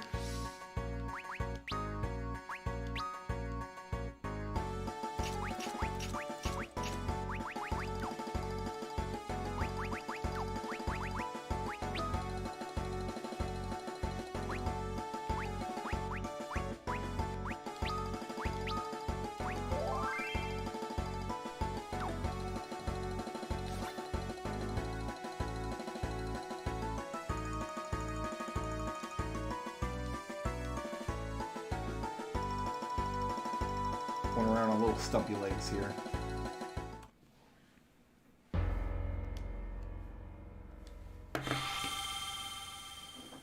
Want to get my augment list on screen.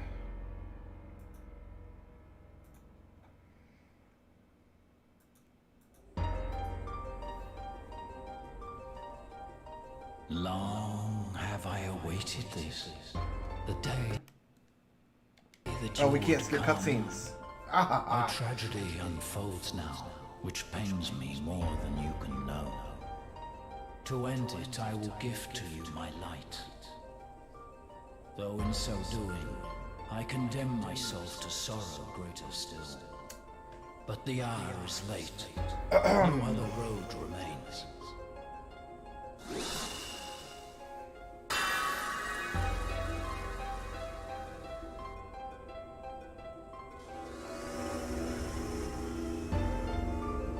The time has come. Bid farewell to your blood-stained past. Forsake the darkness you once embraced, or the light will find no hold. Vanquish the Dark Knight. You and he are one no more. It's not very clear this is a Hall of Mirrors at first. Like, if I didn't already know this was a Hall of Mirrors, I'm not sure that I would have been able to put that together from this version of the scene. Stay back. This is a fight for me and me alone. My atonement for all the sins I've wrought in my test. And one I do not mean to So that's why I take a minute to put on his lipstick. That's all. Don't worry about it.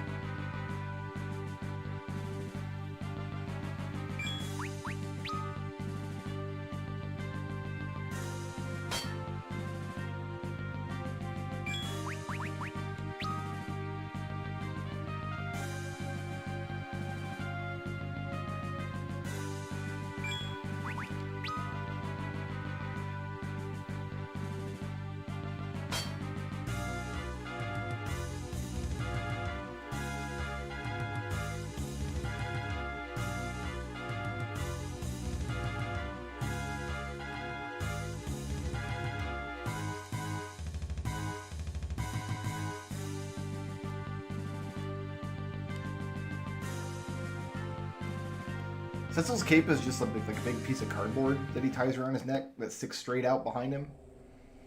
Your virtue is Either that or he starches like a mofo. I will instill you now with hallowed light, formed of my very soul. May it be your strength, though it be the last of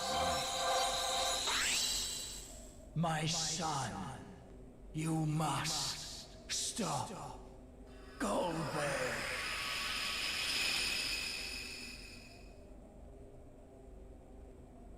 Wait!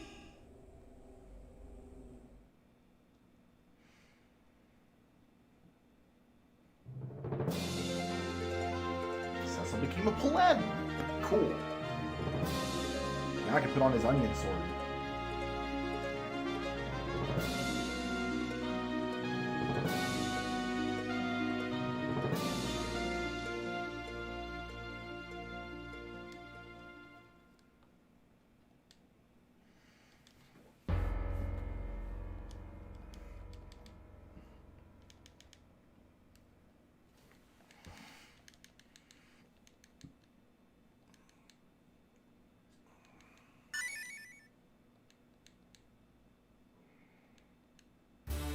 So we could give him Soma drop so we can cast Meteor if we wanted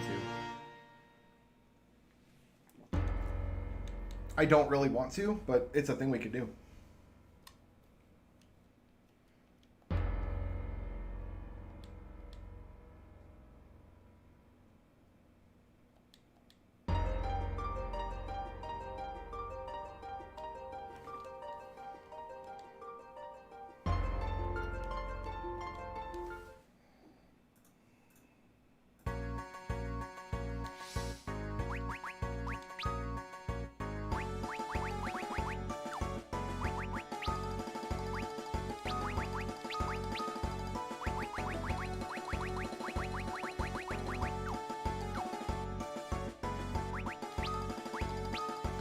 Okay. We need to keep cover.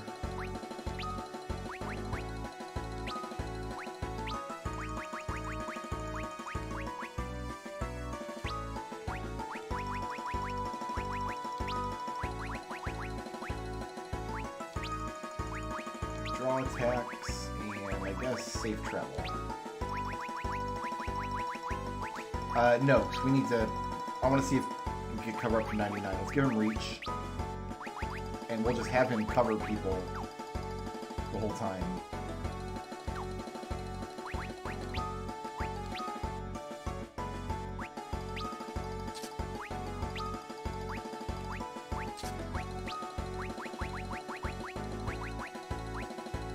Oh, we got this too.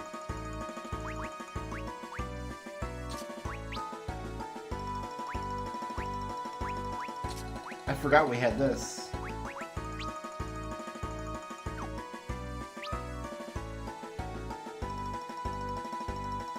Oh, this is bad because he's level 1.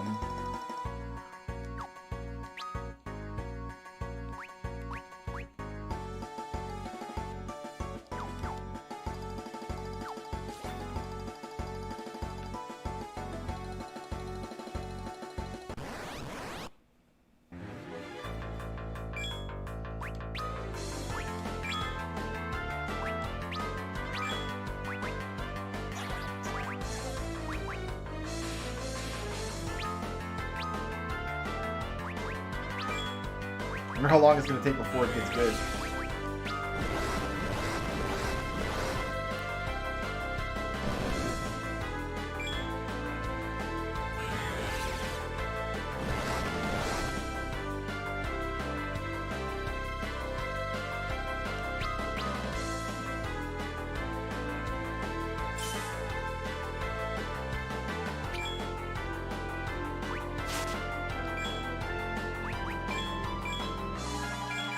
Tactella, what are you doing?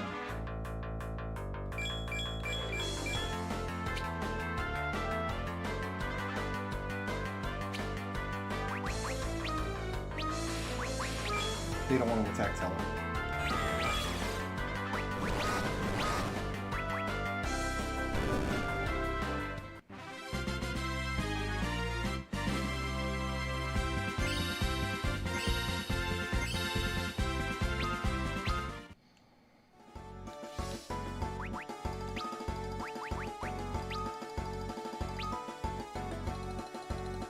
I mean, it's not going to take long before this is better. I don't think.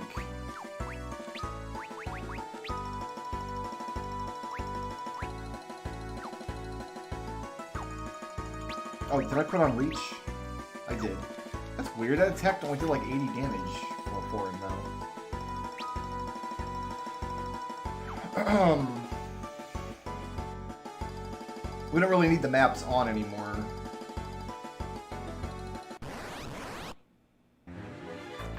I guess.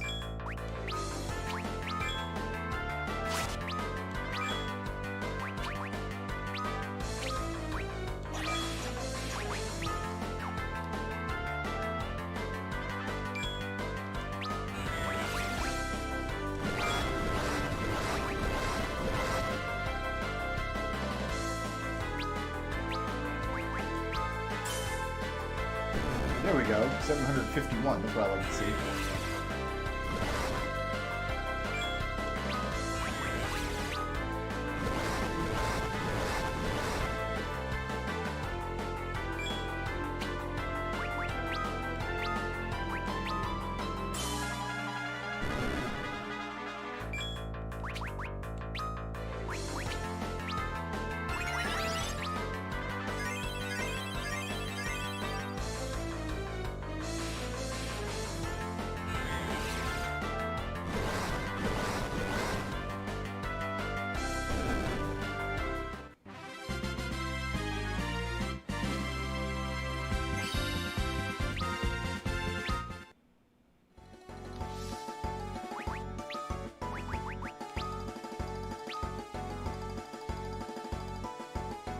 His strength is going up a little bit with it. I don't care about the drop in spirit. It's really just attack and accuracy that's a problem with that sword right now. I'm not sure what level he needs to be before that sword is worth it.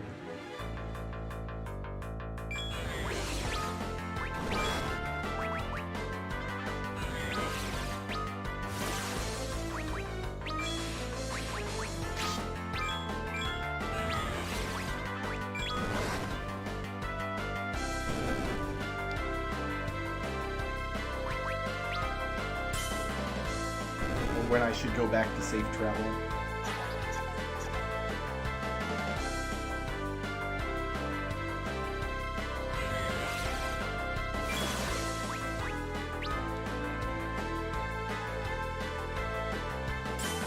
I guess we won't go back to safe travel until I've got my cover maxed out. That's probably smart, right?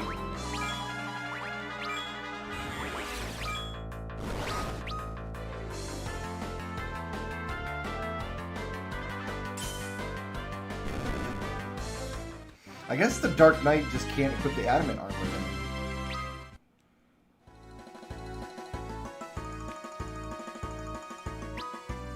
I could have given it to anybody else, I suppose.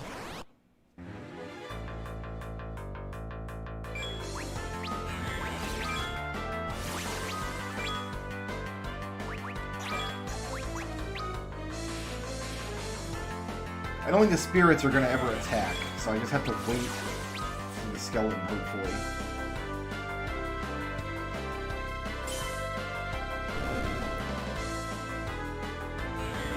I wanted to hit Tella.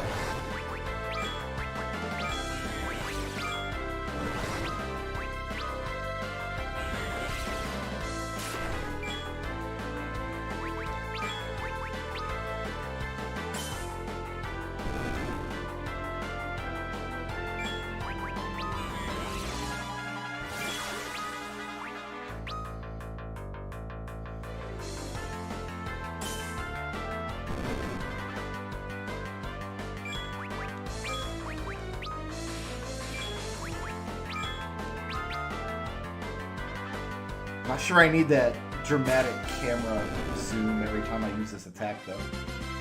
Maybe I do. Maybe I do need that. Maybe it's the only thing I need.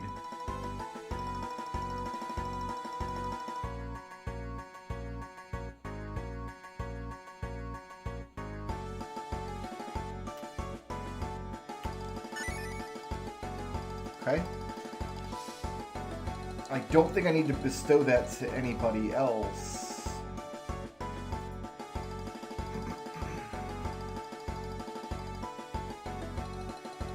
We don't have to make that decision right now. We'll have it for later.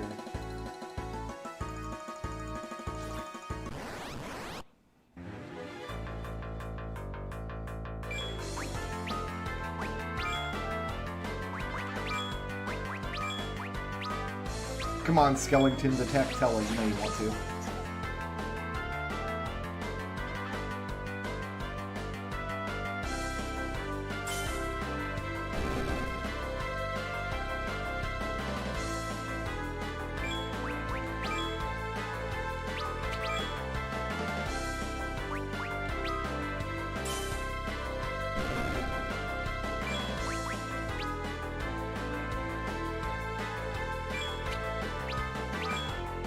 Are they missing because I'm defending? Maybe I shouldn't defend, actually.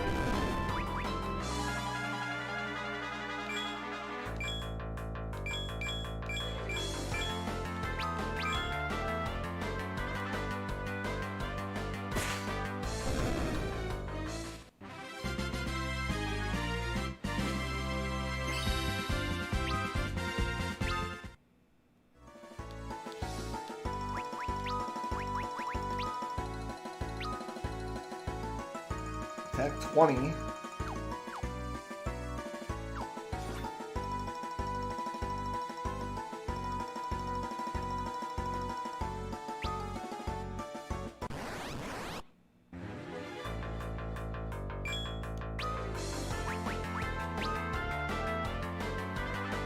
Let's try not defending and see if these attacks land more consistently.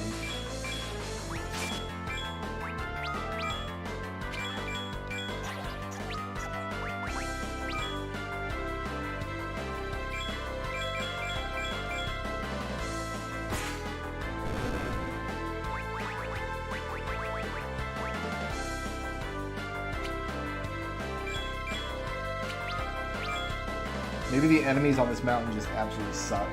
Maybe that's it.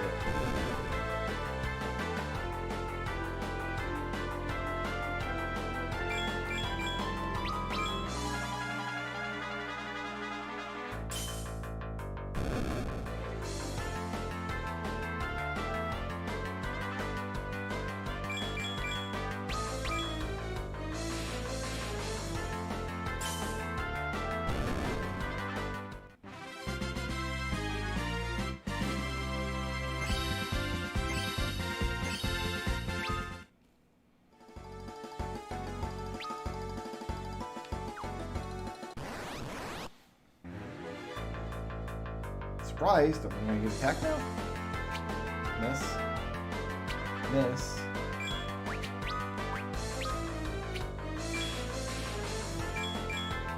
Nothing on this whole mountain can hit me. Absolutely nothing.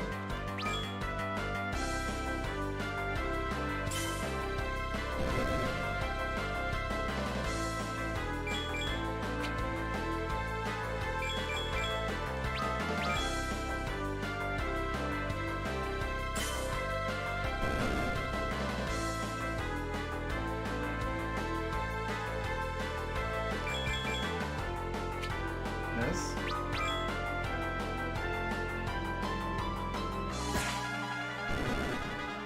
I'm the party of incredibly dodging wizards. I don't know what to tell you.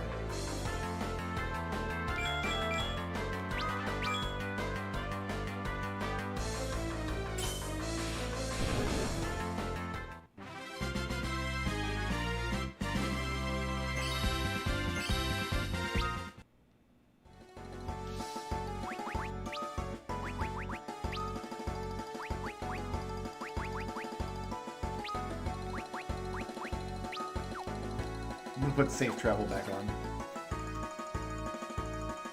The next dungeon has tougher monsters, so...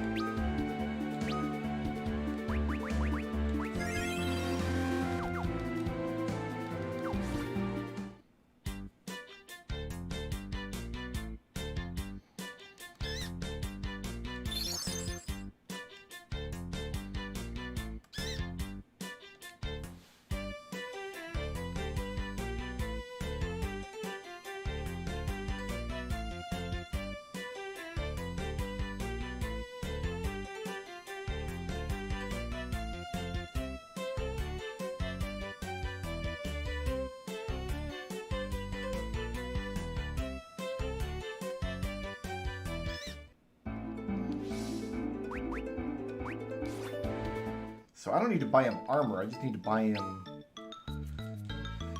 the other stuff.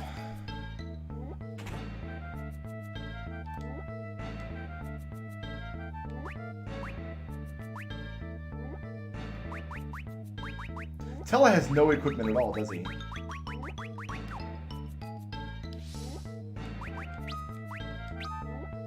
He does not. Because we jacked him before he left the party last time.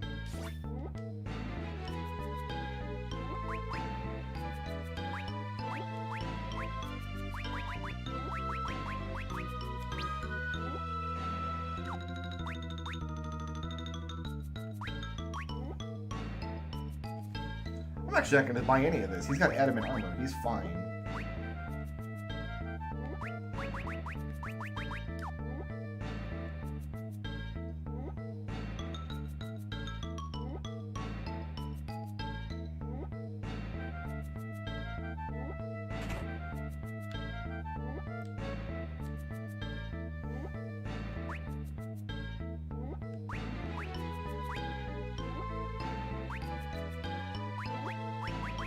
There's no eye drops here.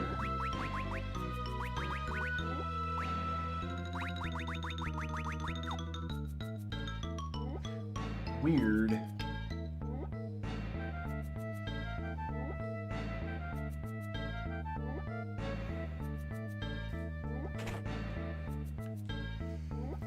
Hi, I'm hot now.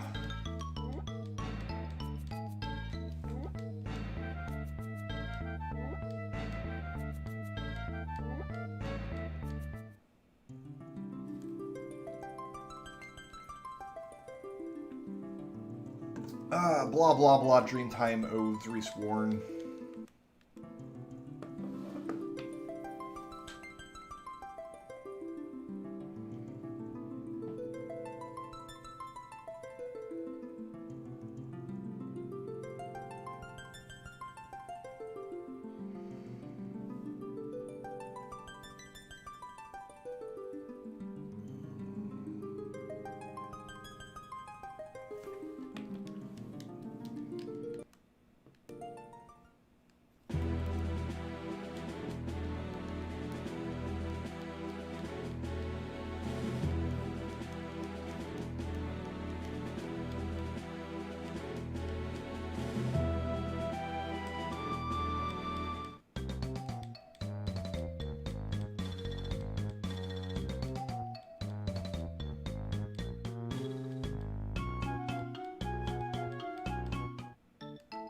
Okay.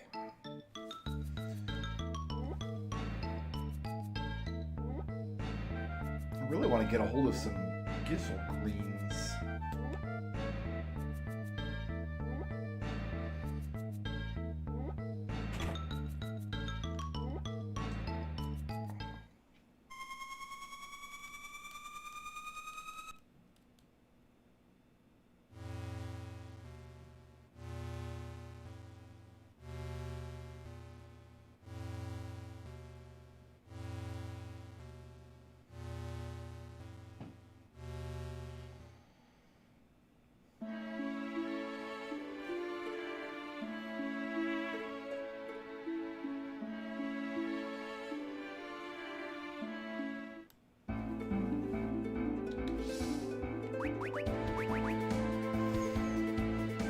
I have no intention of playing the Final Fantasy II Pixel Remaster anytime soon.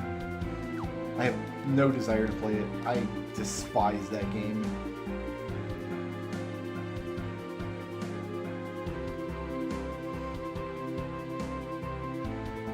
I have trusted friends and compatriots who are telling me that it's a better game now and that I should play it. And I don't know why they all want to hurt me, but...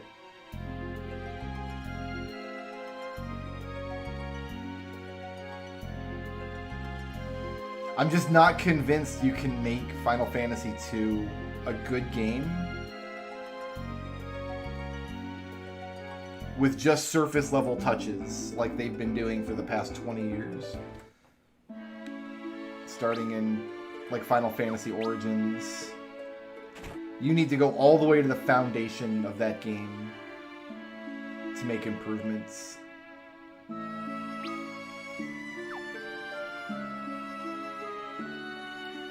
Don't mind me, I'm just walking around the nether sphere back here. Here we go.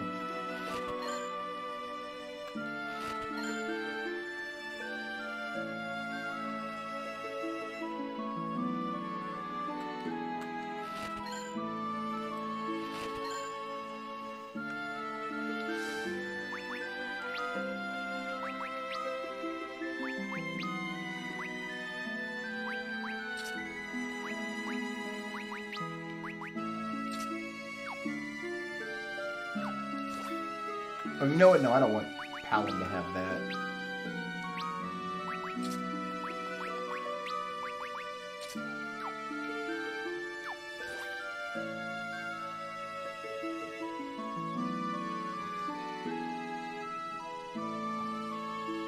Yeah, that's exactly what I mean. Like, the number of improvements that would have to be made to Final Fantasy II to make it a good game are far and away beyond the capabilities of just a simple remake team. If your goal is to make it slightly better, sure, but I could also use Game Genie codes to make it slightly better, you know?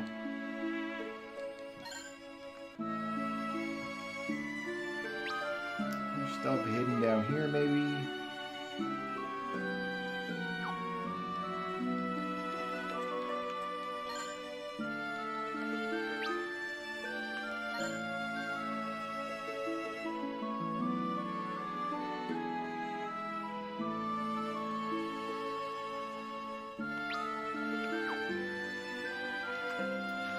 Yeah, like, fixing all those surface issues, none of that even addresses the main problem that I have with the game,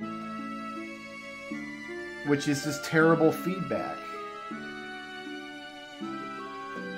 Efficient play of Final Fantasy II just looks stupid. None of that fixes the problem of, like, a new player completely curb stomping every monster for 3 dungeons and then running into a boss that they can only deal 0 or 1 damage to, and not really understanding why that's a situation they're in. Just the leveling system in the game is fundamentally flawed.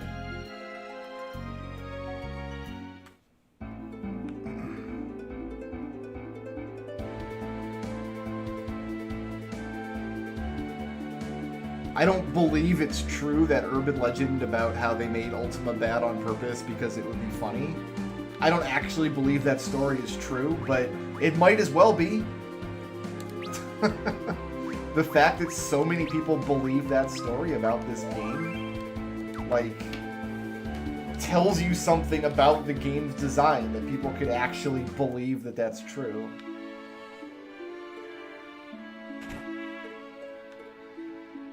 So yeah, no, I don't have any plans on playing the Pixel Remaster.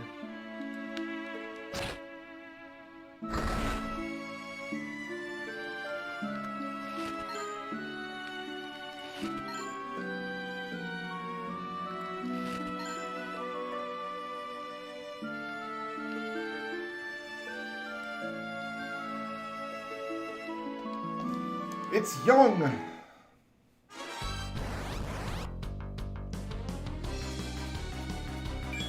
Oh, so I still have safe travel on. Whoops.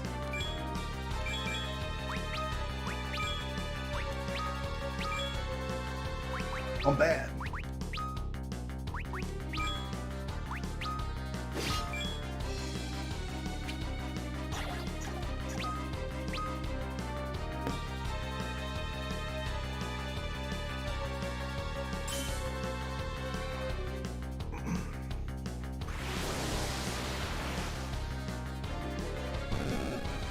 No, because there are versions of Final Fantasy II that have more content. The PSP version has more content. So I'm going to be using that version for the almost perfect save.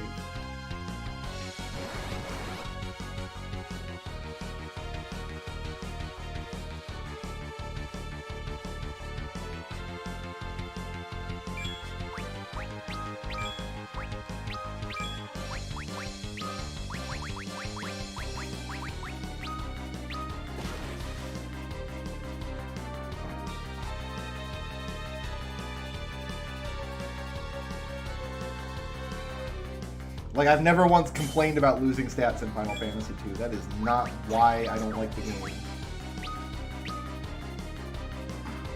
Losing stats is like, whatever, who cares? It's not that big of a deal.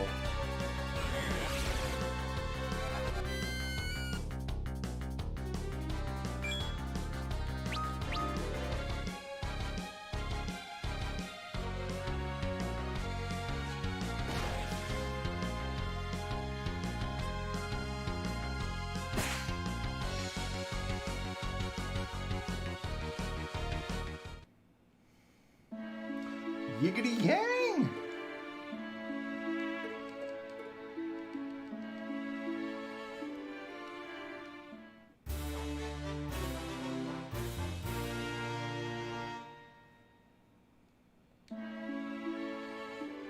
I mean, that's what I would do with a Karate Man.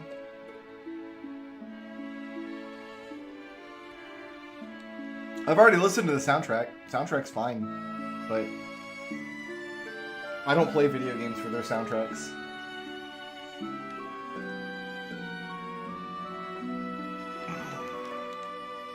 Yeah, the soundtrack's great, sure. I still think it's the weakest of the three Pixel Remaster soundtracks we have so far.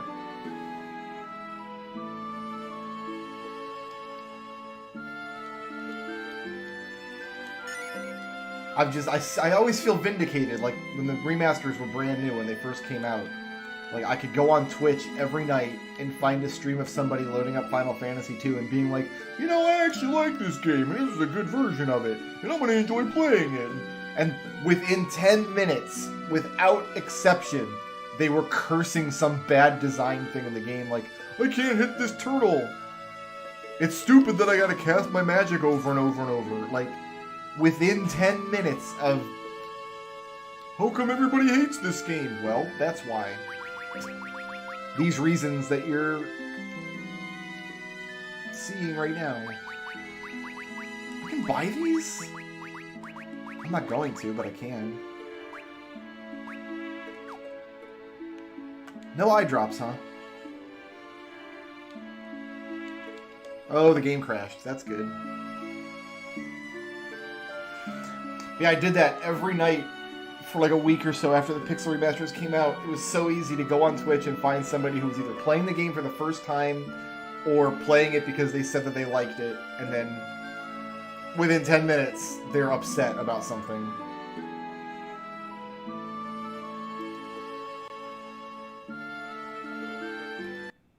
I felt so vindicated every time that happened.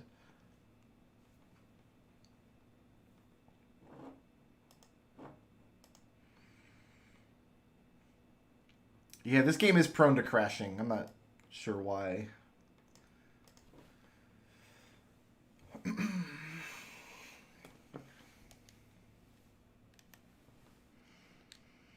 There's some guy, I forget his name, but he put up a really good video, like, defending the game. Like, he really likes it, which is fine. You like what you like, right? And it's a long video, too. I forget how long, but it's fairly in-depth analysis. Like, he goes into pretty good detail about why he thinks the game is good, but he also spends a good part of the video, like, attacking people who think the game is bad.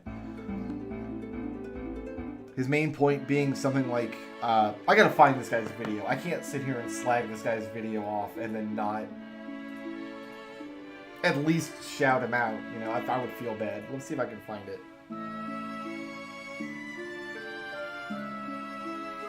I'll know his thumbnail if I see it.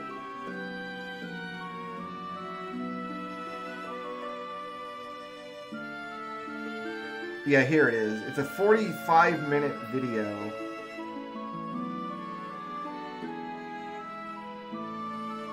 Oh, 6 months ago, somebody uploaded a video called Why You Should Never Play Final Fantasy II. I agree. Here, let me get this link. If you want, so you guys, if you want to watch, it's a good video, and I really liked it. I enjoyed it. Let me see if it'll let me link it in the chat here. That's the guy's video that I'm talking about. The guy's name is It's Your Pal Jacob. And I suspect he really does enjoy Final Fantasy II, which is fine. Everybody likes what they like. No big deal. And most of his video is good because it's on point. He sticks to, like, these are the strengths the game has. These are the things I liked about it. These are the things that people don't like, but I don't think it's that big of a deal. But there are parts of the video where he just starts attacking people who dislike the game. And his main point of contention is something like, everybody who says this game is bad says the same thing about having to punch your guys to raise your hit points. But you don't have to do that. If you play the game in that stupid way, it's your fault that you're not having fun. Which sounds reasonable at first. Like, if you really know a lot about Final Fantasy II, then yeah, that does sound like a reasonable argument. You don't have to punch your guys if you don't want to. But I wish he had thought about it a little bit more, because he was so close to an epiphany. Like, why is that such a pervasive response to Final Fantasy II? Why do people think they have to punch their own guys? Why do so many people independently arrive at that conclusion? Because he was so close to hitting on it. Like, oh, it's because the game gives bad feedback about how to raise your stats. And hit points just happens to be the most visible stat that you can raise the most. But he didn't quite get there. I'm not going to do anything with Paladin here.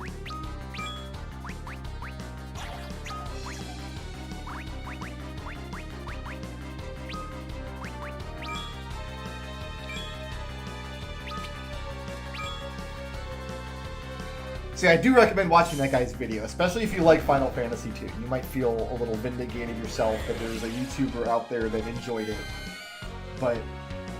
And I did. I thought most of his analysis was pretty good. It's just there's parts of the video where he, like, does get a little exasperated. Why do people insist on playing the game in a dumb and stupid way? Well, that's a good question. Why do they? There's a reason they do. It's not just arbitrary. It's not because everybody just plays JRPGs and decides to start beating up their own people for no reason. Like, there's a really good reason why that game incentivizes that style of extremely stupid, degenerate play.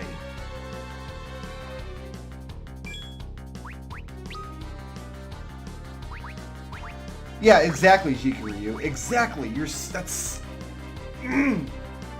Yes! Yes, my friend. Exactly. I don't know how many people came in here and asked me if I've used, when I was playing the Pixel Remaster, hey, are you gonna use the Peninsula Power? I mean, you can if you want, but it's a bad way to play the game. But I understand why so many people do it, because it's something that's kind of easy to discover on your own. A bunch of people independently found out about it, to the point where it started, like, getting shared as a viable tactic. I will never end my crusade to stop people from using the Peninsula Power. Please stop. It's so dumb. There's no reason to go there. But if somebody came into my chat and is like, man, Final Fantasy I sucks because the whole game is just about going to the stupid peninsula and fighting monsters there forever, I'd be like, I understand where he's coming from. Like, yeah, that's a dumb way to play the game. And if you didn't play the game that way, maybe you'd have more fun. But the game does incentivize it. It's an easy thing to discover, and once you discover it, it's an easy trap to fall into and want to keep doing it. That said, the Pixel Remaster did remove the Peninsula Power. So this new generation of Final Fantasy players are not going to fall into that same trap. I gotta push him.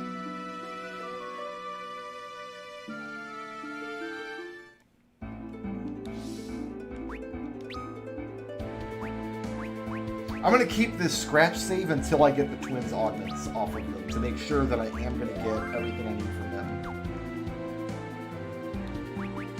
Meanwhile,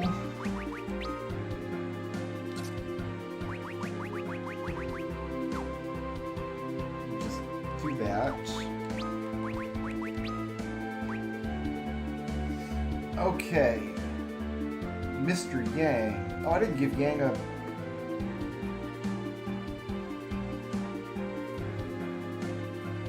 column on my sheet here. Oops.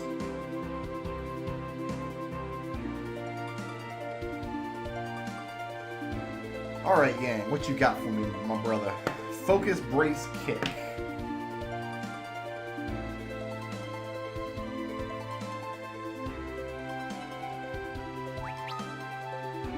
He got my second twin casts. Because that's the only spare augment that I had. I don't know what his twin cast is, but he has it. So I don't have to give him anything.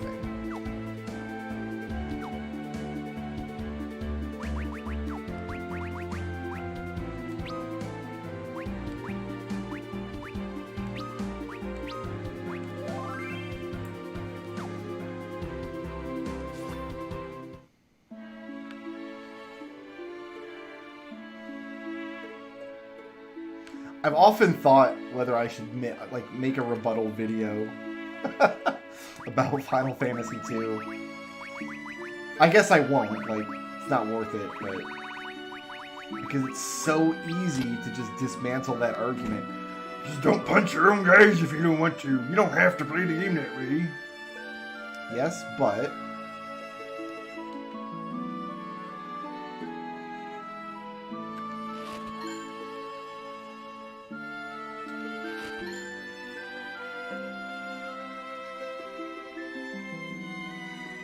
this is the voice I use when I make fun of people on YouTube.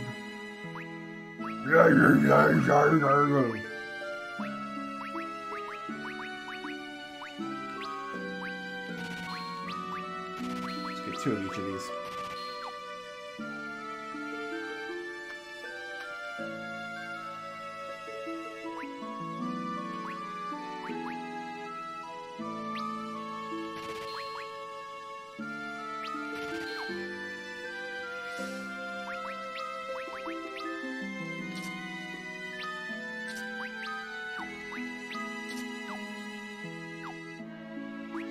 Alright, can we please cover some nerds in this next dungeon here? Would be beautiful, thank you.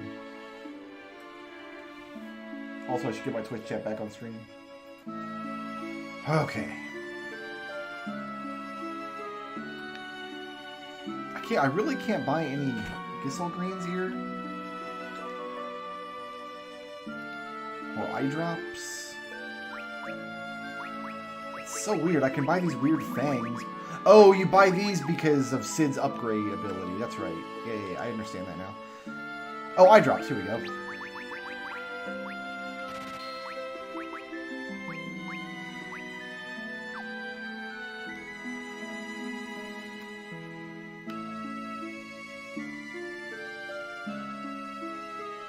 Okay.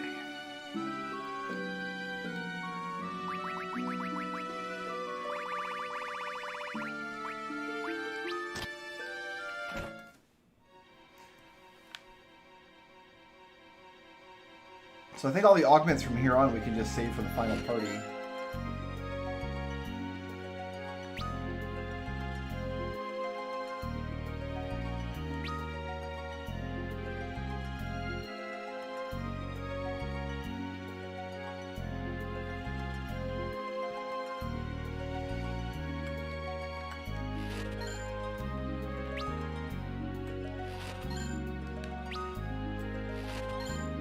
First time I played that game, I punched my own dudes a lot. Because it's the only thing I could figure out to do. To make...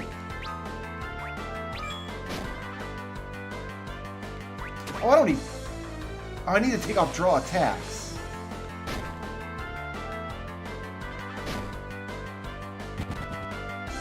Hold on.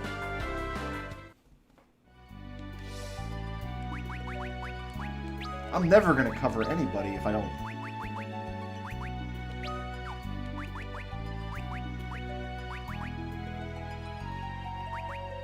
We need to take off draw attacks and put counter back on.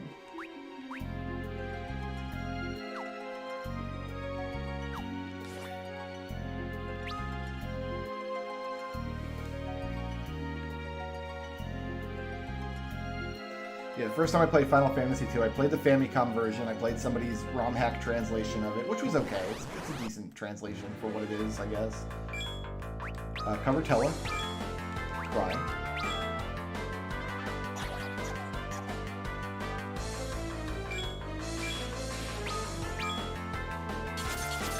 But I couldn't figure out how to level my guys up at all.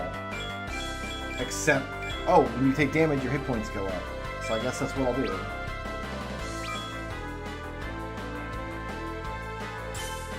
There's no feedback about like what any of your stats actually does. Granted, I didn't have an instruction manual for the game, obviously, but I do have the instruction manual for Dawn of Souls, and guess what? It doesn't explain most of the stuff either. It doesn't explain that there are monster ranks, doesn't explain that there are leveling plateaus. Doesn't explain hardly anything.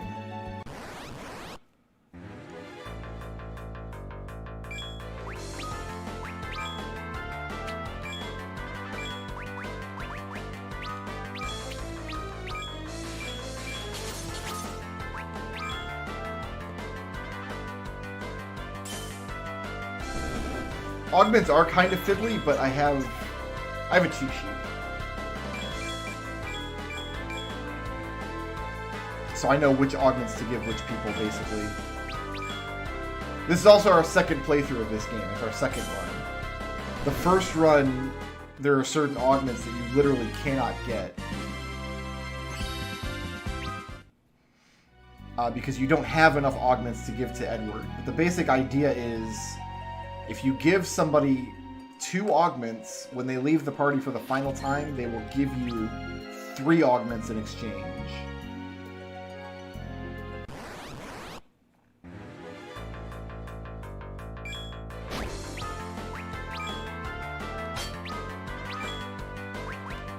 We are covering now.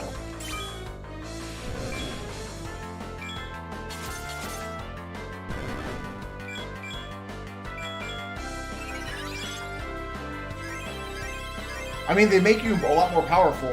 We have double casts, augments, there's Fast Talker, which removes casting time on spells. You can give Cecil the ability to counterattack from the back row.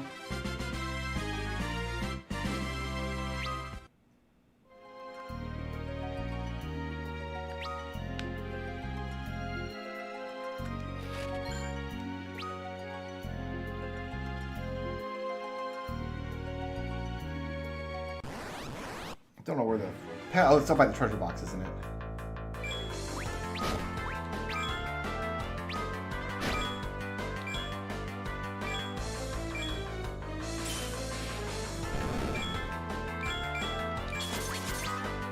Don't really need to cry here. We're already strong enough. This cry ability is incredibly good. Just lowers the defense of all enemies. We gave that to Cain. We make Cain cry. Oh, there's auto potion. I guess I'm gonna unequip that. I don't want that on.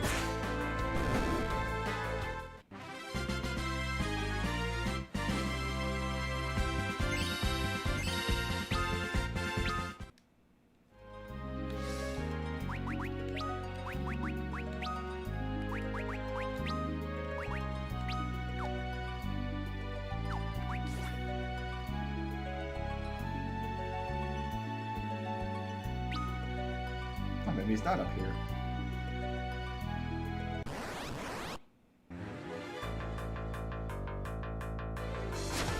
A back attack, you say?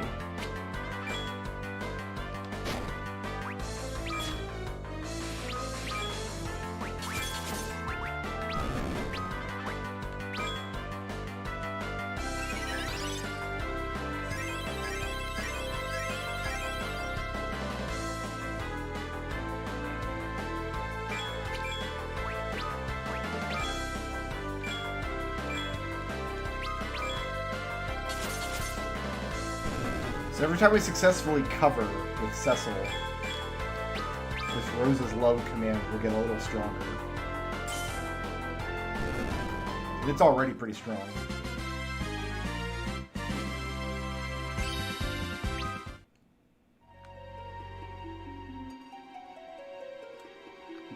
the...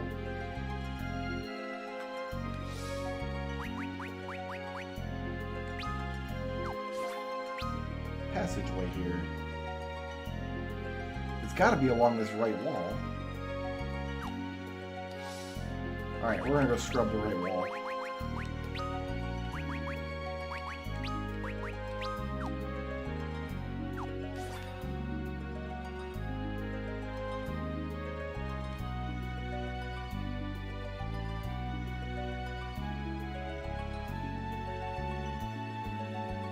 It's not down along here, is it?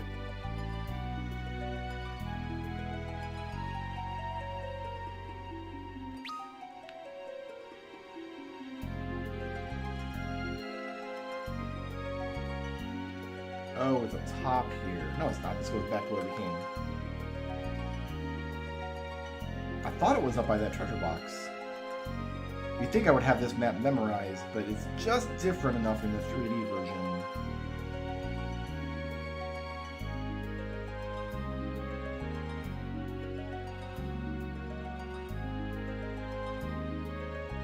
It feels like it should be right here.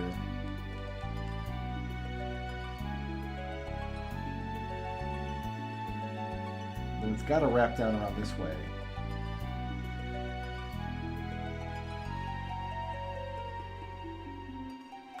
That's back the way we came. What about up here?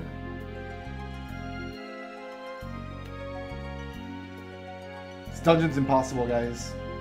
Can't be done. There's no way through it anywhere.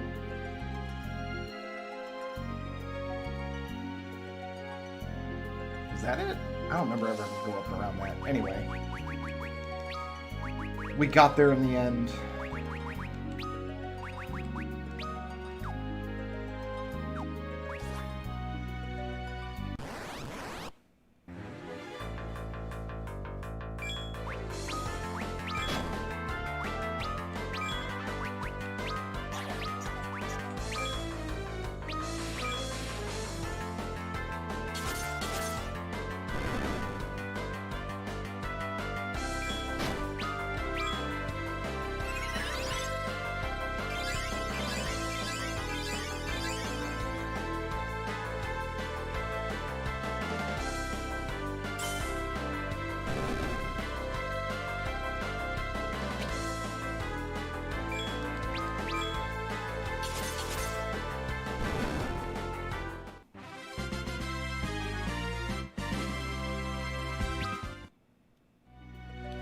My onion sword looking.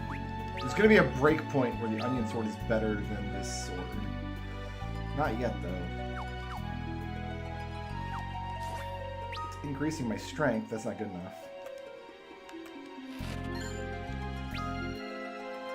I like Hermes sandals.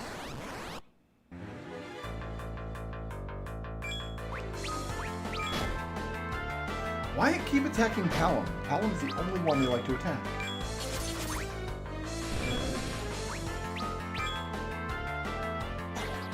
Attack Cecil or Tella. Why not?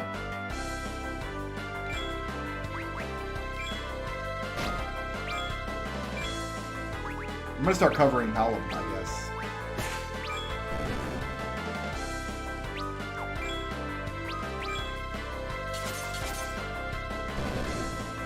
Actually, no, I can just leave Palom injured and Cecil will automatically cover him.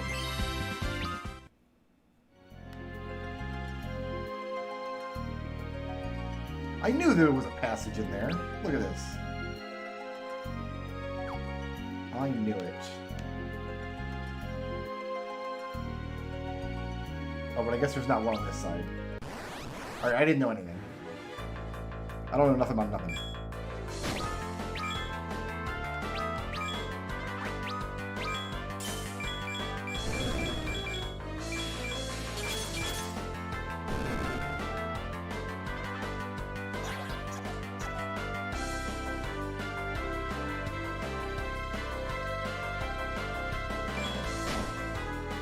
Basically just don't heal anybody then going through this dungeon. Or maybe the next dungeon too. Oh, the next dungeon I can't use my sword. Where you save passages through Magna Cave, I think.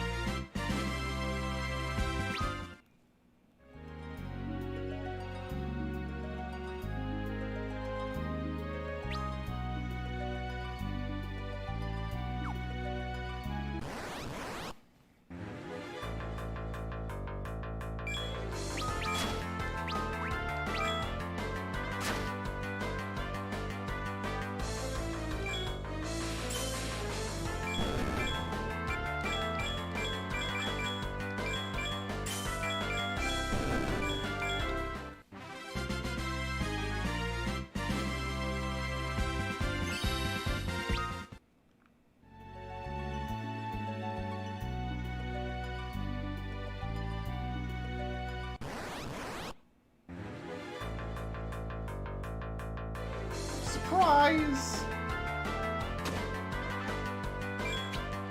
I am surprised.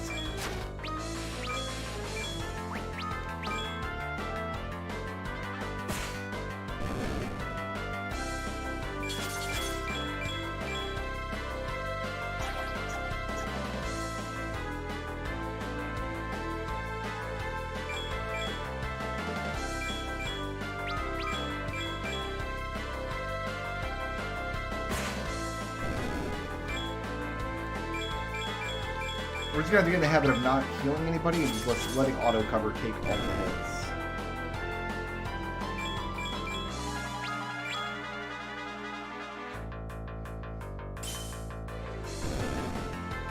We are gonna have to heal them for upcoming fight with Bagan, though, aren't we?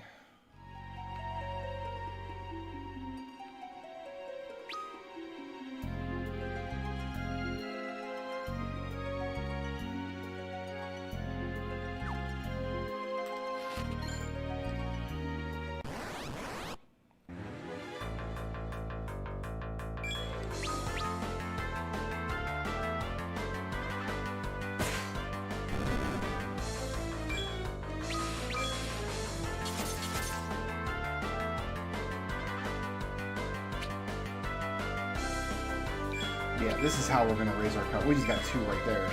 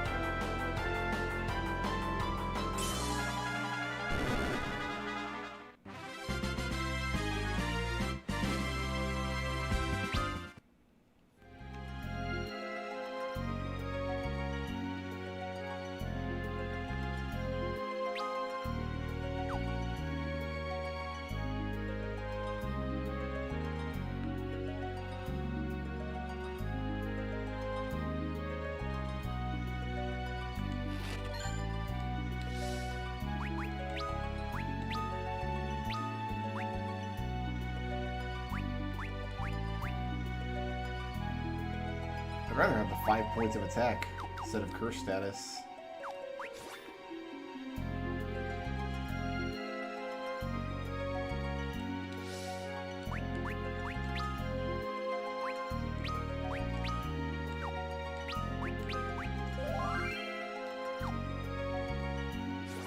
I do believe.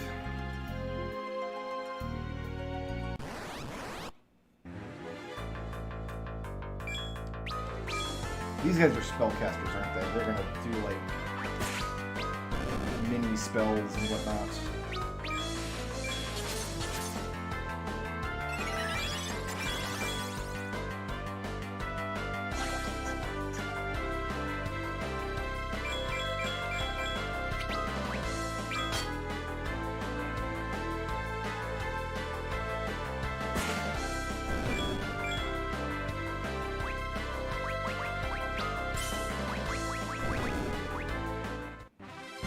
Probably sold my inventory.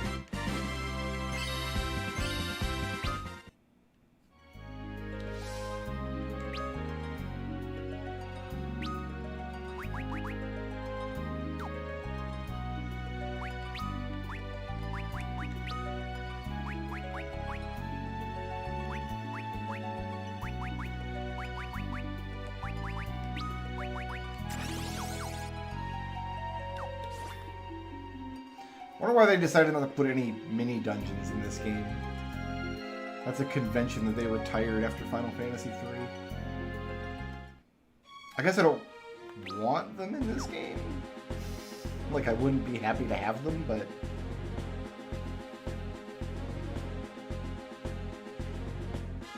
it seems like a way they could showcase black magic off. Like, as soon as... once Paladin Emporium join the party, like maybe have a mini area of Mount Ordeal or something.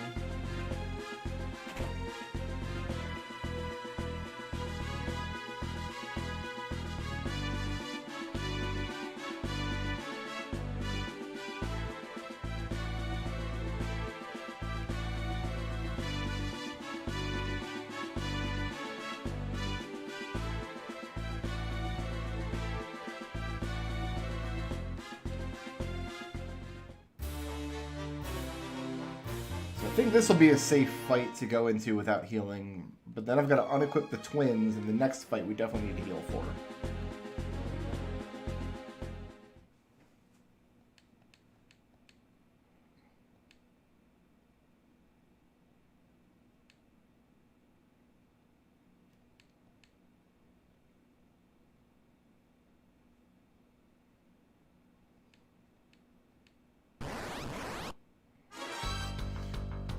What do you say there, snake hands? Alright.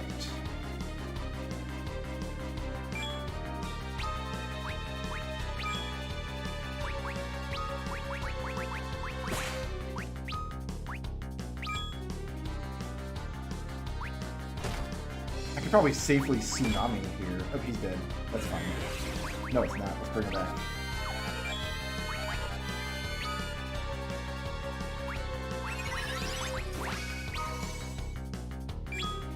Get more counters.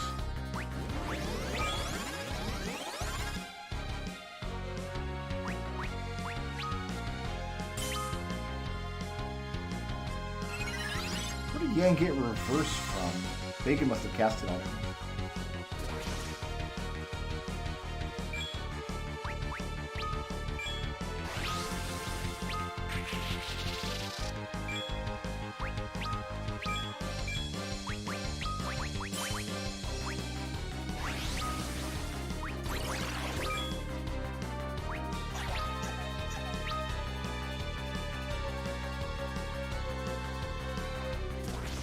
Right, he uses drain attacks, so no, this is not a good fight for counter.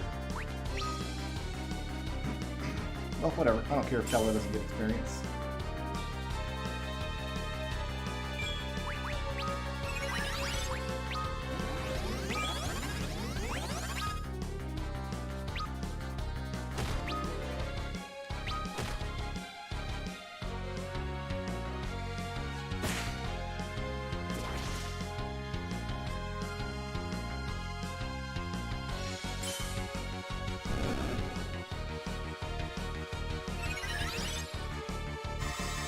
These arms don't explode on me now.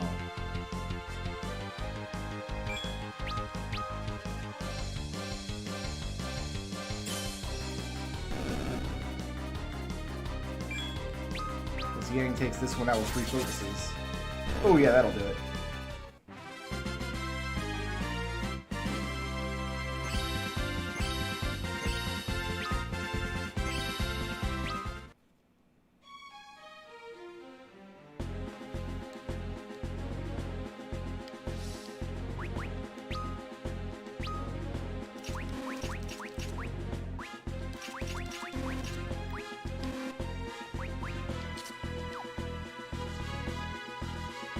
No, I want to keep Ice Claws for catching out Zero, I think.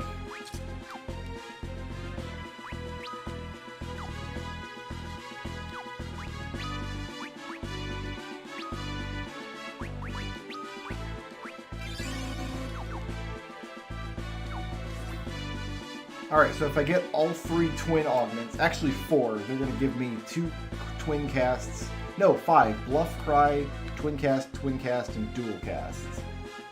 Is what's about to happen here.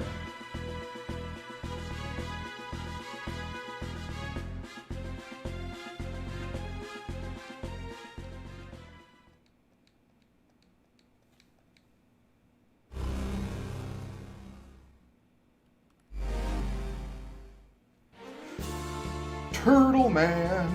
It's just turtles in every window. Please crash. Come on, game. Come on, man. Why would you do this to me? It did. The game crashed and we have to kill Bacon again. That's fine. Bacon's not difficult, but still, it's annoying.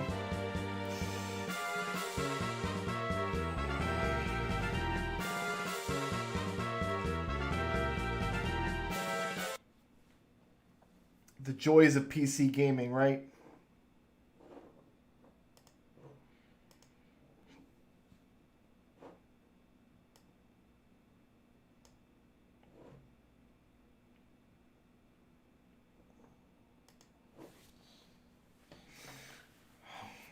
trying to get you to Sid's beard. Sid's beard is also fairly good. Oh, good, it autosaved for me. That's good to know. So the crash doesn't lose that much state then.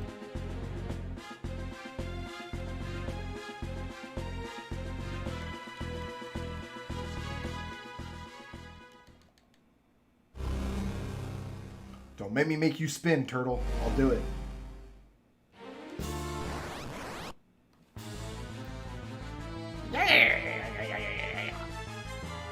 That's a face only a mother could love. And even that I'm not sure of. Okay, we're going to just propose love. Fine. Save your turn, you're gonna focus. You're gonna cry.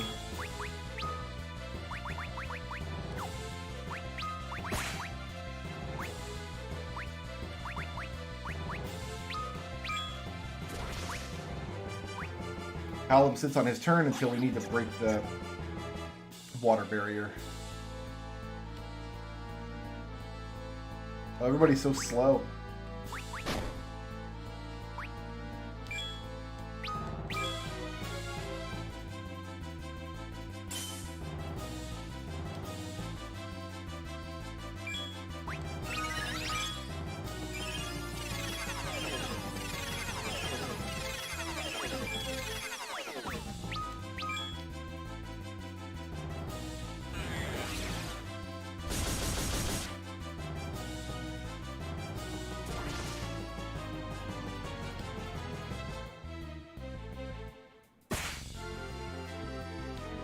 I mean, one of the sticking points on Mystic Quest where people were like, the game tells you if you hit an enemy's weakness, it makes it too easy. This game does that too now, and this is the game that Mystic Quest was compared to back in the day, if you recall.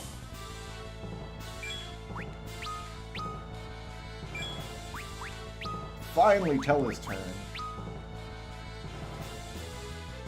You know what? Porum can stay dead. There's no reason to bring her back.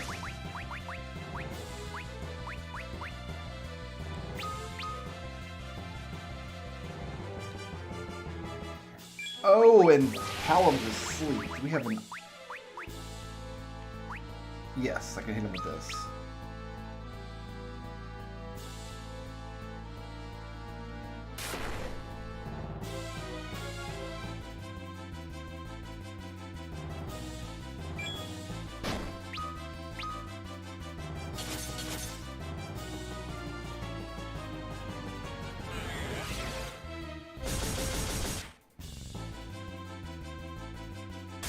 Dead.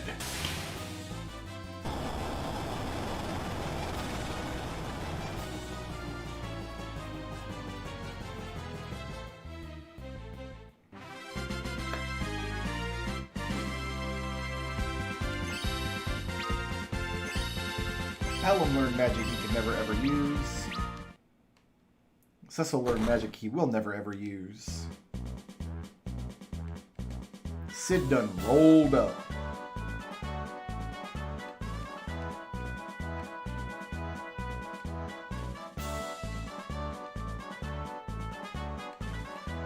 So I think we can go in and get another tsunami augment by backtracking to the king's room, and then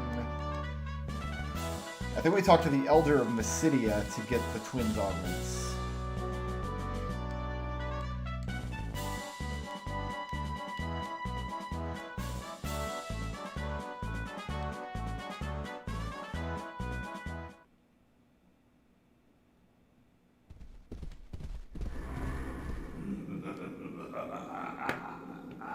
The drowned king, Cagnazzo, deposed, but the wicked are not one. Sid is the only playable character in the game that was not rendered in any of the CG cutscenes. It's unfortunate. Yang's CG artwork from this game is amazing because his pants have the smiley faces on them. It's wonderful. Drink I'll save a mighty pit for you in hell. The walls! It's ward! This one too!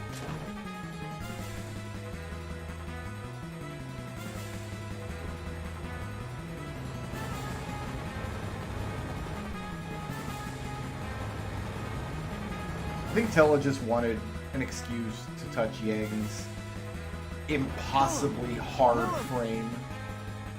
He didn't actually think he was touching it. We'll miss you. It was almost like we gained an older brother. What's gotten into you two? We won't let you all die like this. Tella, look after Cecil for us. Together, now! Right!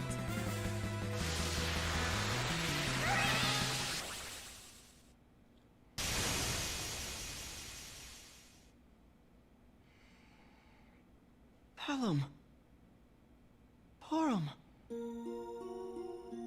Yes, very Turned sad. themselves to I stone? still wish I could skip the cutscenes. Hold on now. Essera!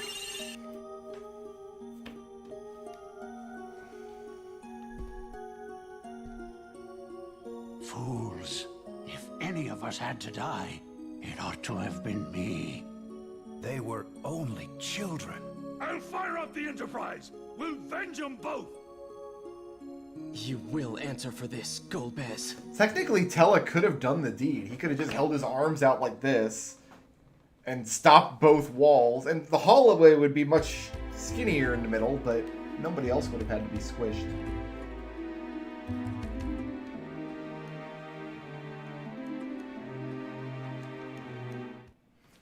Oh yeah, Porum was naked when she died. It's in my inventory.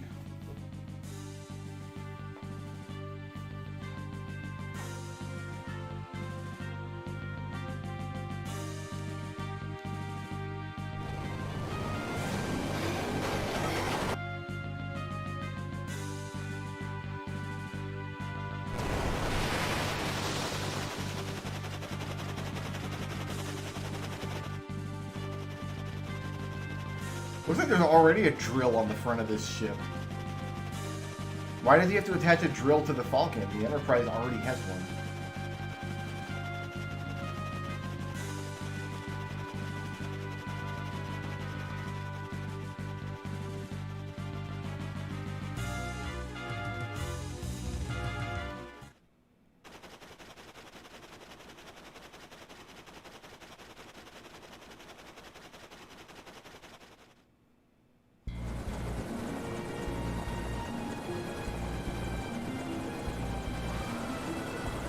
King.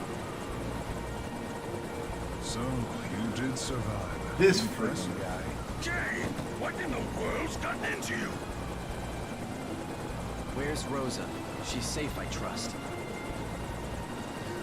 Worried about her, are you? If you wish to see Rosa live, fetch me the Earth Crystal from the land of Troya. What? How cruel play. I'll make contact once you have it. You do well to hurry, if you value Rosa's life. Oh, he's the worst. How dare I you. forgot. Kane is just the absolute worst. Open your eyes to what you're doing, Kane! This meeting is over. What do we do? Blast that king! We make for Troya. Sid, set us on a course for the northwest. That is not where we're going, but okay.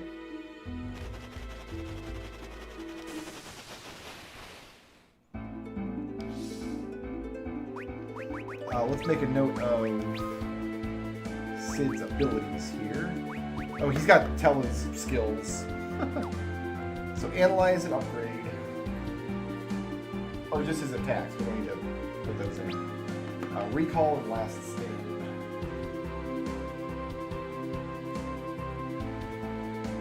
So we should get those augments back from Tella. As well as, I think, Fast Talker when he dies.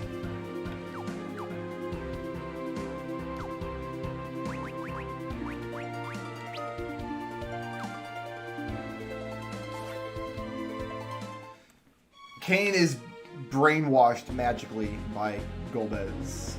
He's compelled to follow Golbez's orders.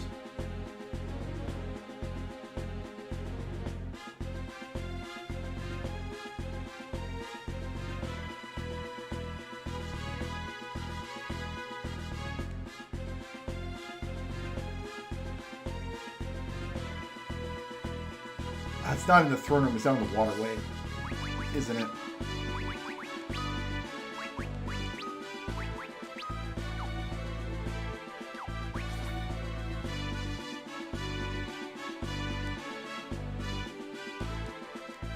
We walk in the Sid, boys.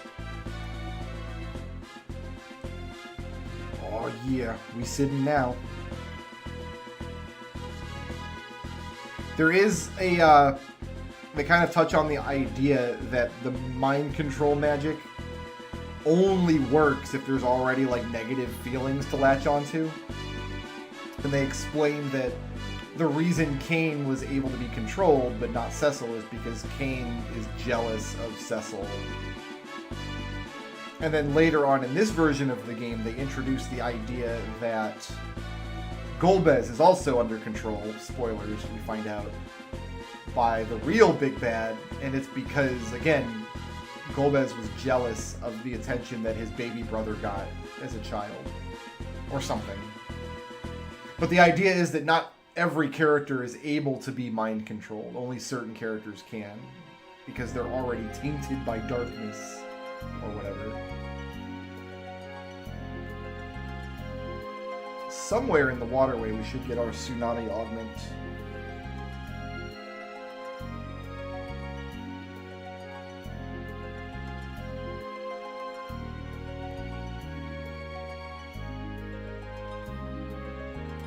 I can just look it up.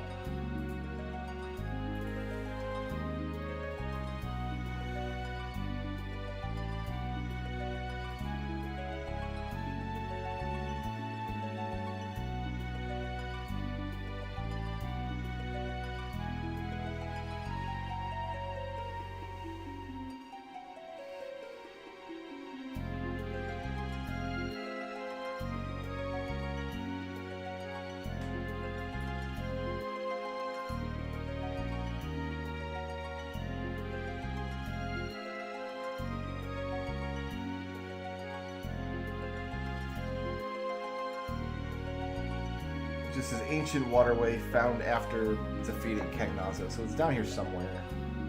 I thought it was closer to the exit. Maybe it's in the save point room. Oh my goodness, look at Sid's booty. Look at it go. Whew!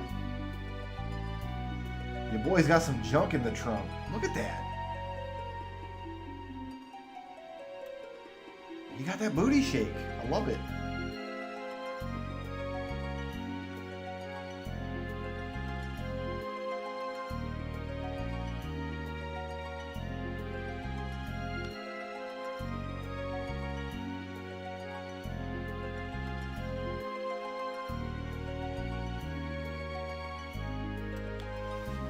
Let's be out front then.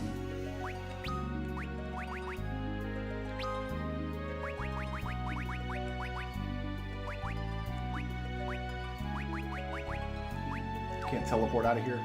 Alright, fair enough. We'll just walk. And dump truck booty, that's right.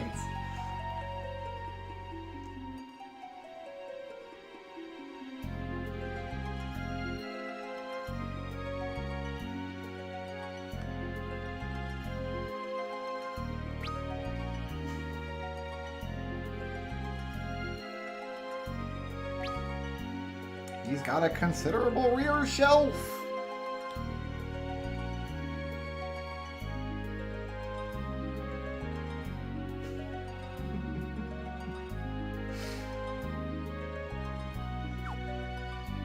There it is. It's a weird spot for it, but okay.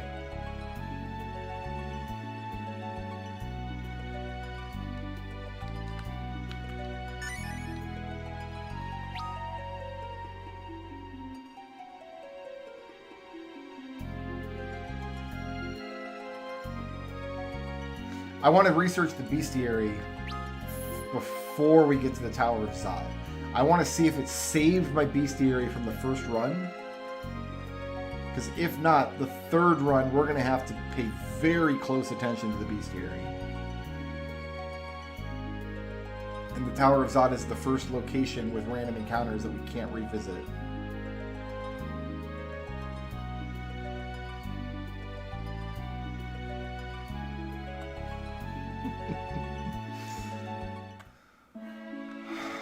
Okie day. Do I even care about arming Sid? I don't think I do, really.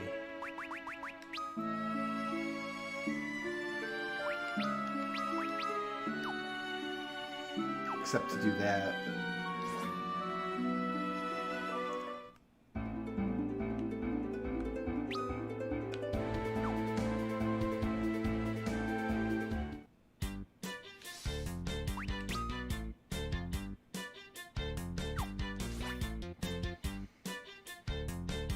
I thought there were just random greens in the forests here. Maybe we got them. Well, no, because we checked the other forests that we hadn't explored yet.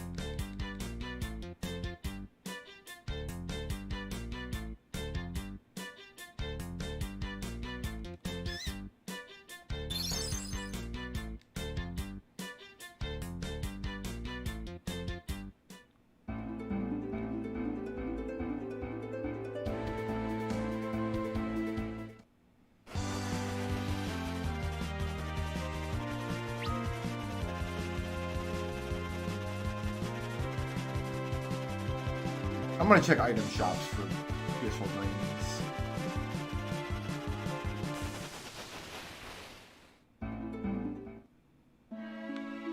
Oh, you know what? I bet they have them in Troya. I'm gonna guess Troya.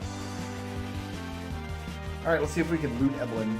We should be able to with this counter nonsense.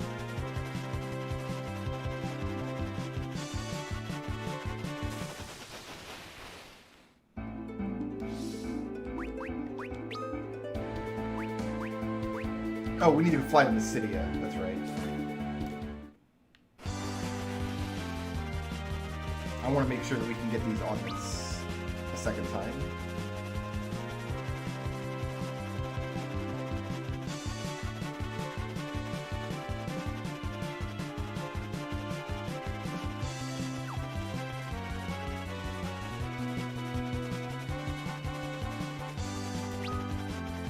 Ooh, flew too high.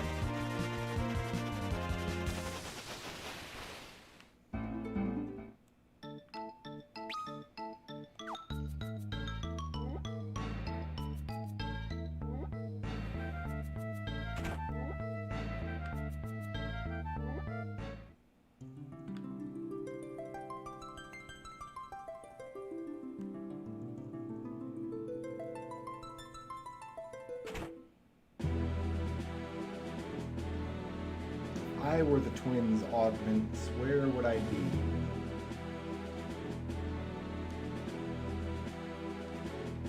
Here we go. Dual casts, Cry, Bluff, Twin cast, Twin cast. So this dual cast augment goes to Rydia, because Rosa took the first one.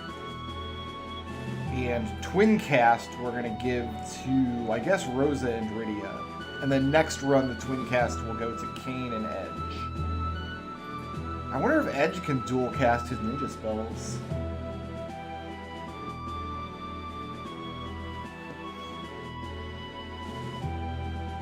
You can also give Rydia Bluff now.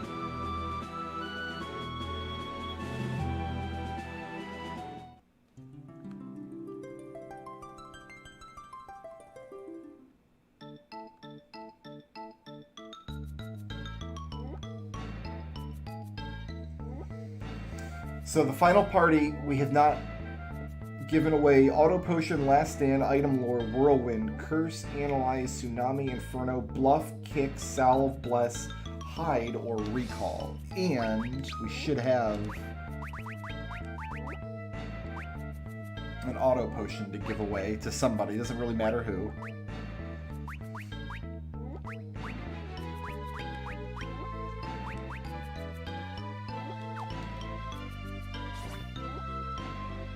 Counter, I'm not sure if I want to give to, I guess Edge.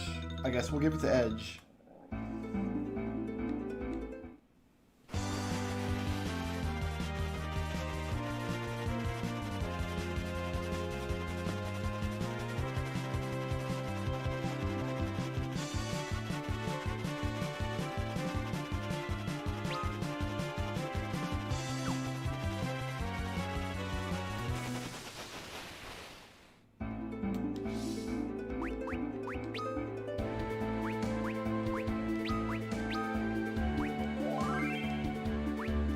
Alright, so I can make a new scratch slot now.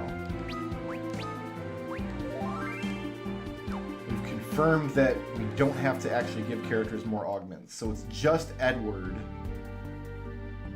And we should be able to get his augments in Troya, I think.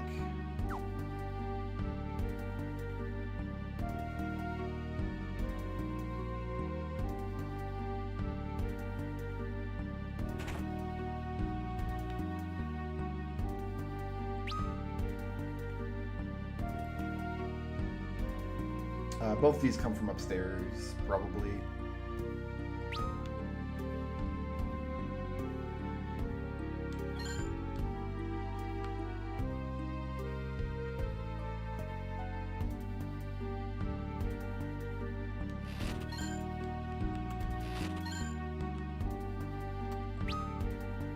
Silencing arrows.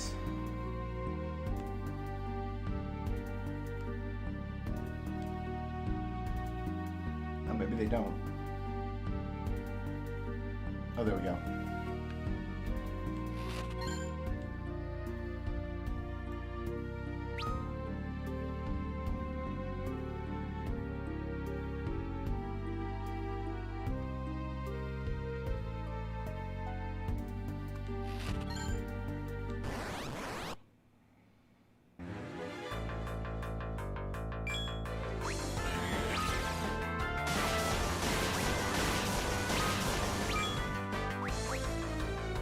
That's fine.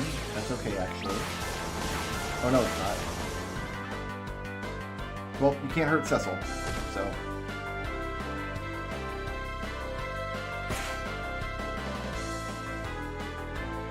I guess we're soloing this fight.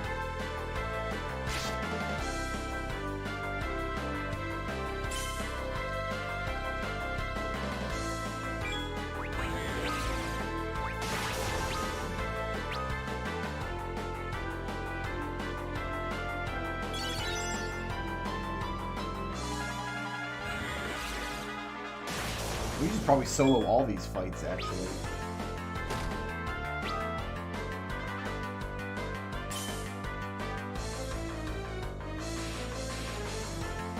So Cecil has endgame equipment from the previous playthrough. Endgame equipment is one of the few things that actually carries over on the New Game Plus. So he's got adamant armor and the onion. Oh, he doesn't have the onion sword equipped. That's right. He's got this crap sword equipped. Once he levels up enough, that onion sword is going to be great, I think.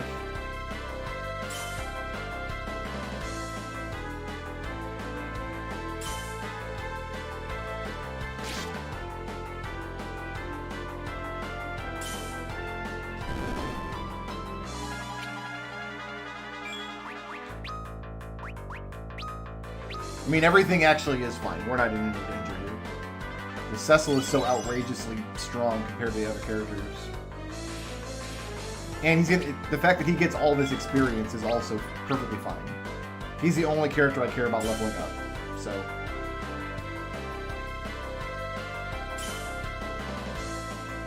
Although, if I got the other characters back up, we could probably do a whole bunch of counter work here. I should raise them up and just let this guy cover himself to death.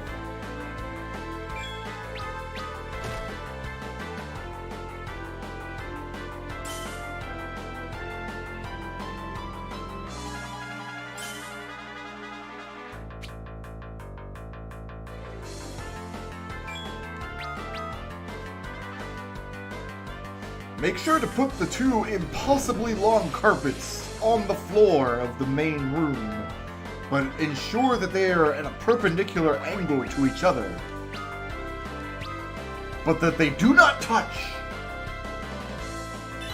A space of 6 hogsheads should separate them. So saith the king! I have no idea what I'm talking about. I've gone completely insane.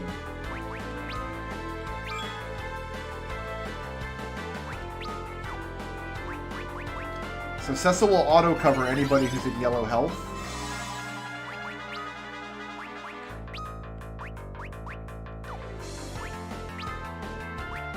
Oh, it's not going to give me access to the sleep blade yet. Although, my onion sword is no longer a downgrade. I wonder if I should switch to that.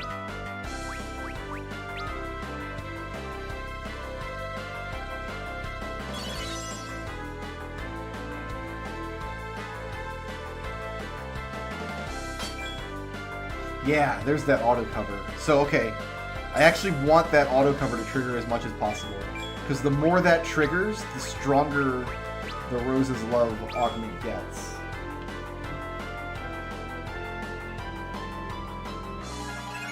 So once this raise goes off, this guy does not have any choice but to punch somebody, have Cecil take the damage, and then Cecil will counterattack him.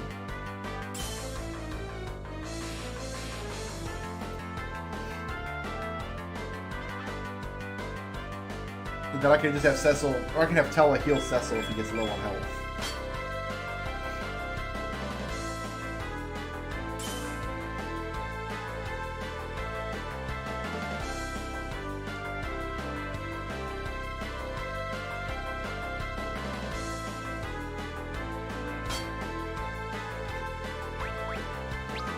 Something like that.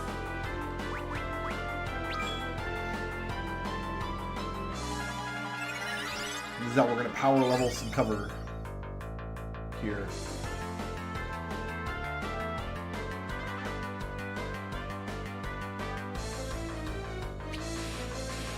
And same thing in the Mad Ogre fight downstairs. It's going to be the same dynamic, basically.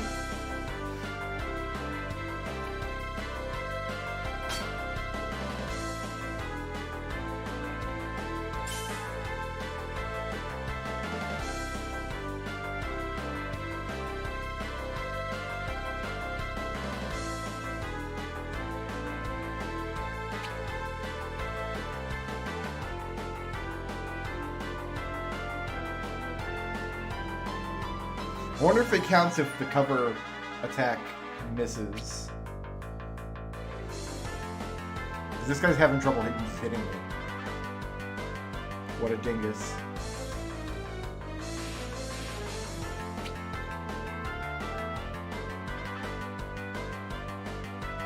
He's bad. He's so bad.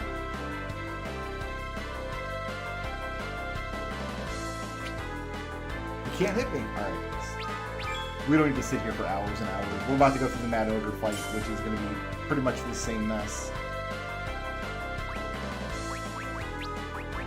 Yeah, this is why you can buy Red Fangs and stuff. Because he has this ability to add elemental...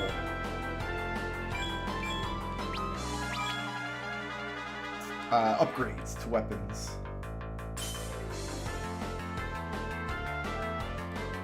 I mean, it's like less than a week we'll get to hear what the Pixel Remastered battle music sounds like. Because we're playing this game now, but we're just going to turn around and play another version of it next week.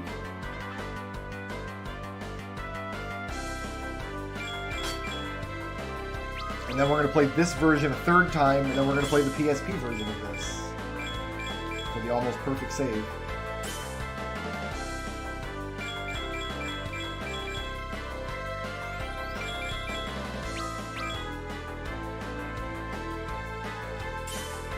So it looks like we're sandbagging this fight, but we're actually making good progress. Because when this thing attacks us and Cecil covers like that, every time he covers, this attack gets a little bit stronger.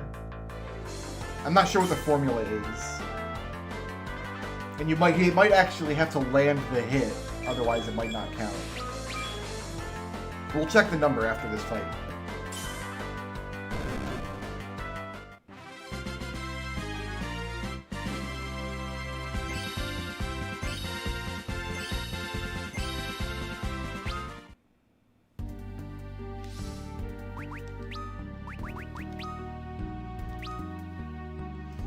Onion Sword is better in attack, but not as good as the Sleep Blade.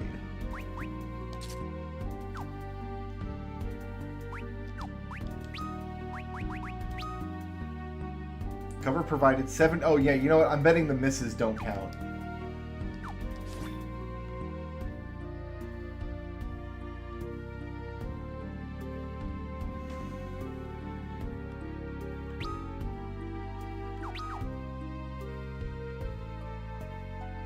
Alright, now we run outside and save, and I think we can do the Mad Ogres next.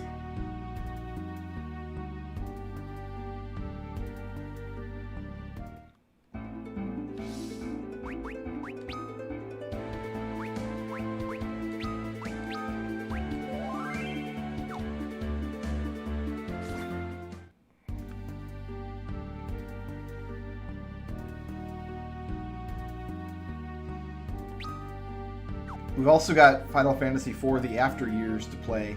I have two versions of that, the PSP version and there's a 3D version of it that I own for just terrible, terrible reasons, I'm sure. Do I have to come down from above on both of these? Maybe.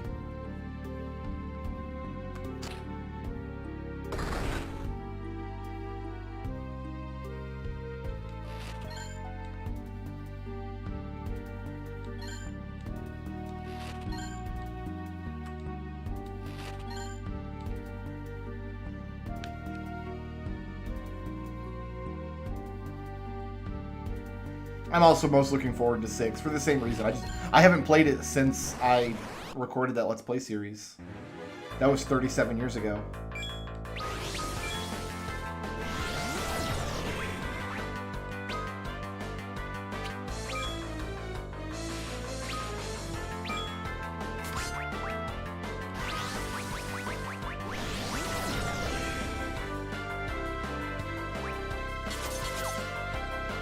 I don't think I want Teller to do anything here. Maybe hastes.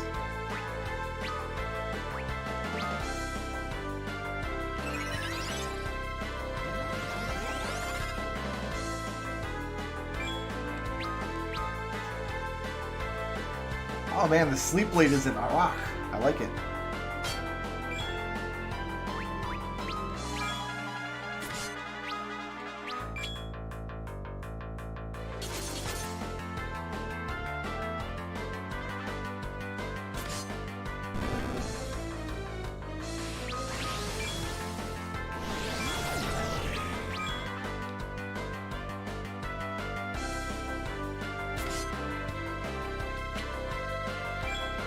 Yeah, I don't think the covers count unless Cecil actually sustains damage. That's my guess.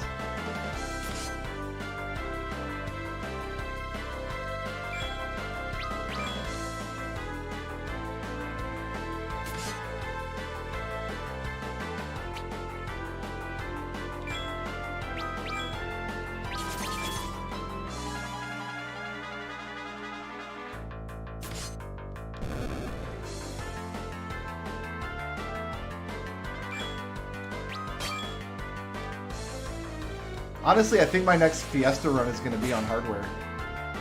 Now that I've got my Super AT. I might just do it there.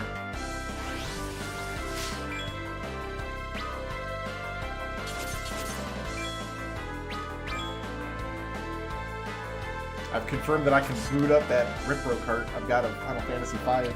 I'm not 100% sure what translation it even uses.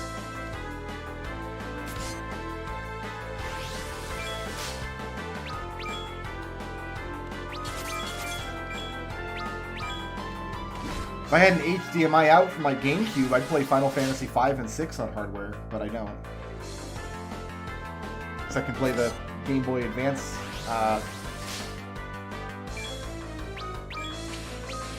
cartridges on my GameCube.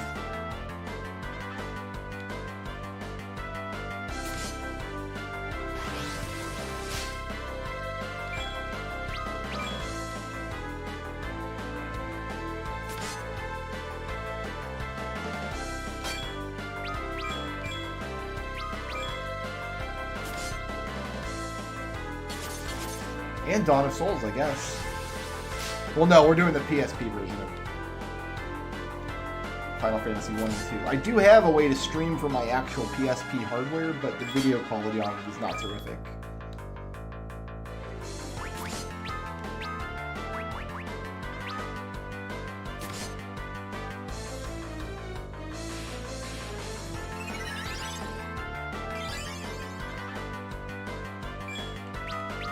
I still might, though. I haven't decided. If I do decide to go that route, I'll have to buy PSP copies of Final Fantasy 1 and 2, which I don't own.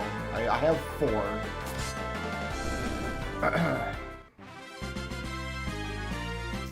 I have Tactics, but it's the version of Tactics with bad loading times. What do we even get from that box? The Bloodlance? Oh, Bloodlance is the best weapon in Final Fantasy 3. It's so good.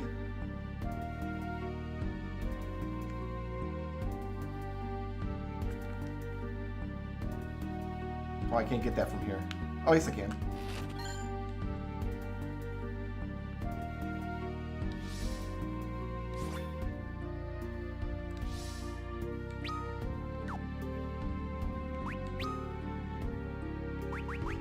Sid and Yang are both silent. You don't say. Just gonna pop an Ether on Tella so I can cast some Cure magic. If need be.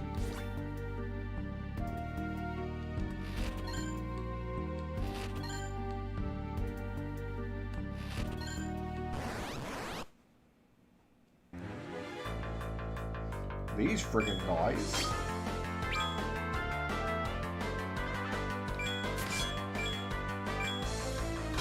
Yeah, we're not even supposed to be able to damage these dudes. And we're just gonna tear them up. 500 damage at a time. Let's go. Let's go, Vidya.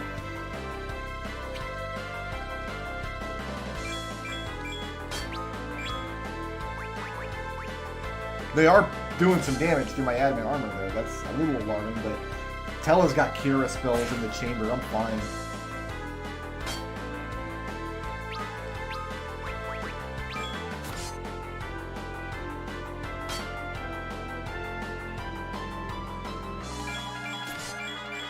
I would consider that, I think, doing a hardware mod on my GameCube. I don't use the GameCube ever. Like, if I end up destroying it with an HDMI mod, I'd be like, whatever, I've destroyed my GameCube and I wasn't using it anyway.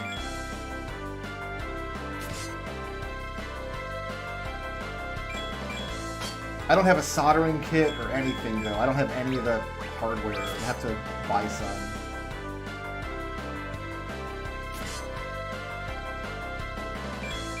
So we're just putting these ogres to sleep. It's fine.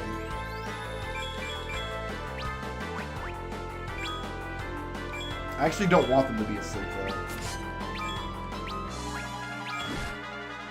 I guess that's Yang and Sid's job, is to wake them up when they fall asleep.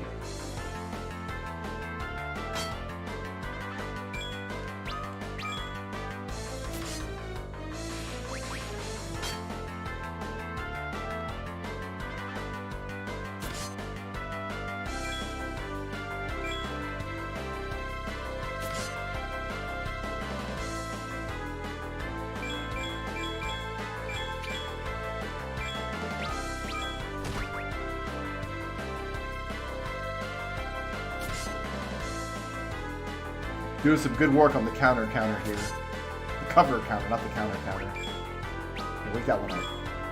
Get him on his feet.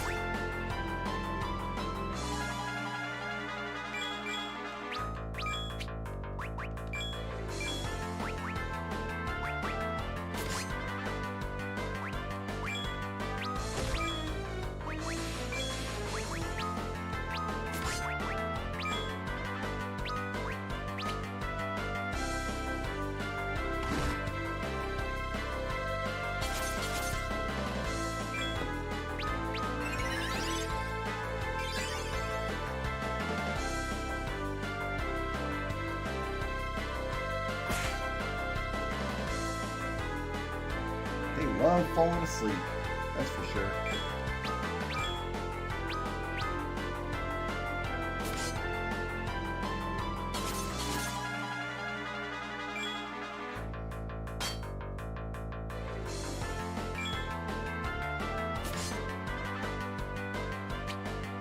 It's kind of dumb how all the ATB has to stop while Cecil's counterattacking now.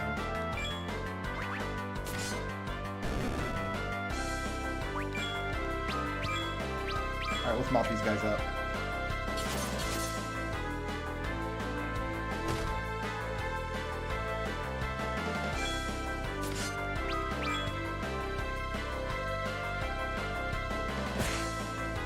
Nice crit.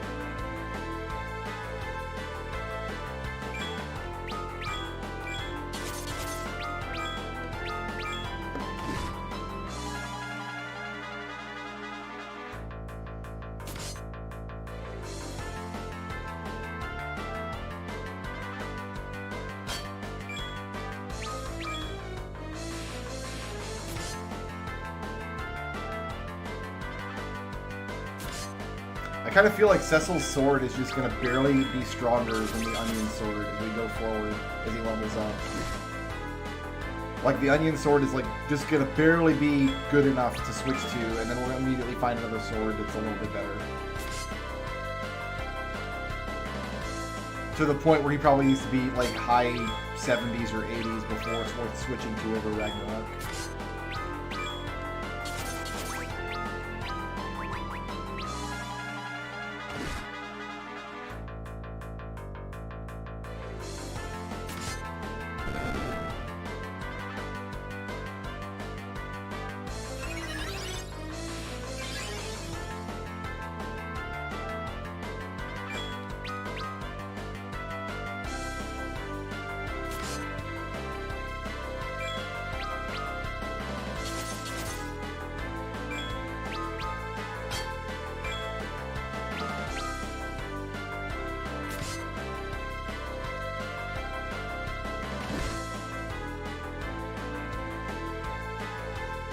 I almost wish it did trigger off how many times he's used counter instead of cover, so we could call it the counter.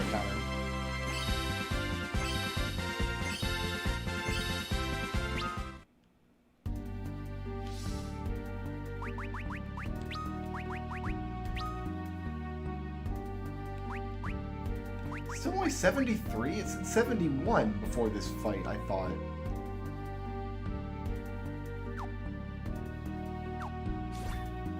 Huh. I wonder what's weird here.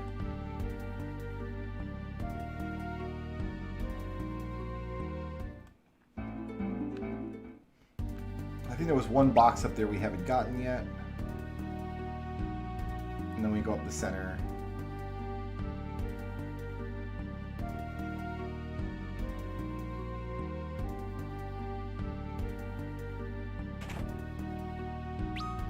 Yeah, this box here.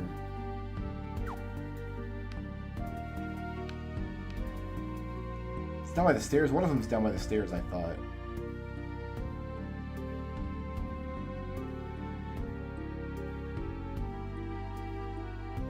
No?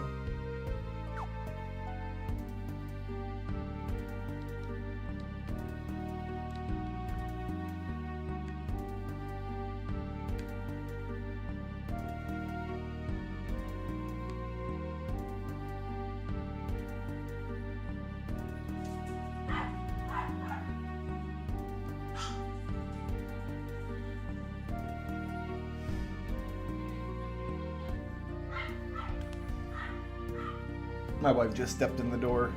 Oh, there it is. There's the door.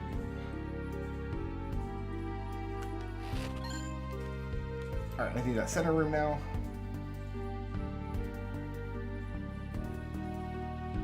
Then I think we'll check with the spinning turtle. And we'll pick this up tomorrow going into the magnetic cave. I don't think there's another fight up here. Maybe there is.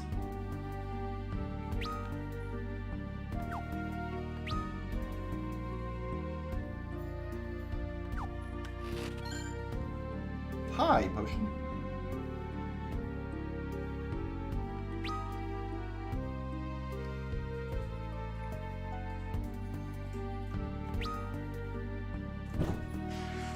Hi, Peanut.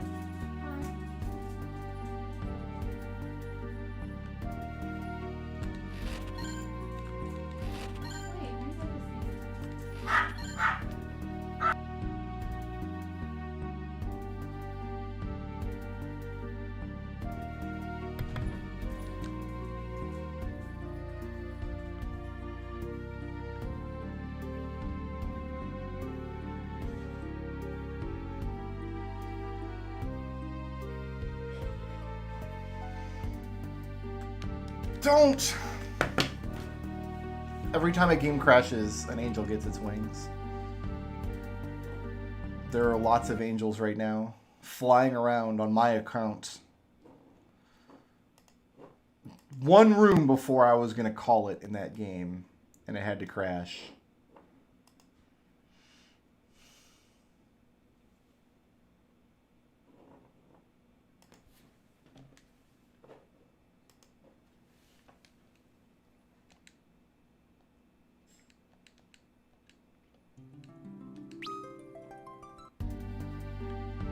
Fortunately, the autosave has our back. It can only ever throw us backwards one room.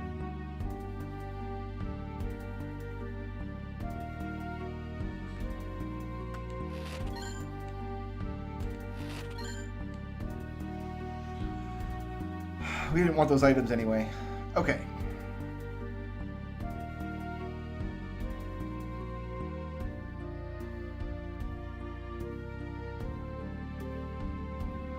We're on a side and save here, and then we'll see about a spinning turtle. What bounty hath we wrought?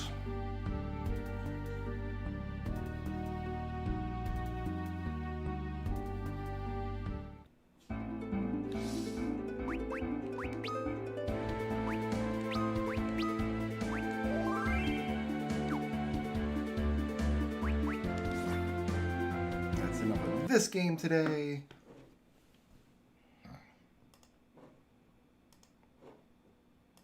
Go ahead and unmute you. Bring you back up on screen.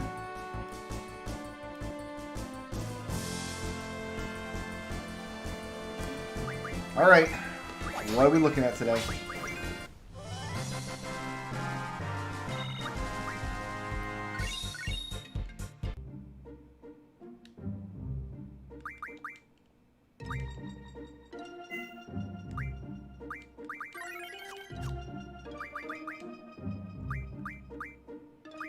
Still no ribbons.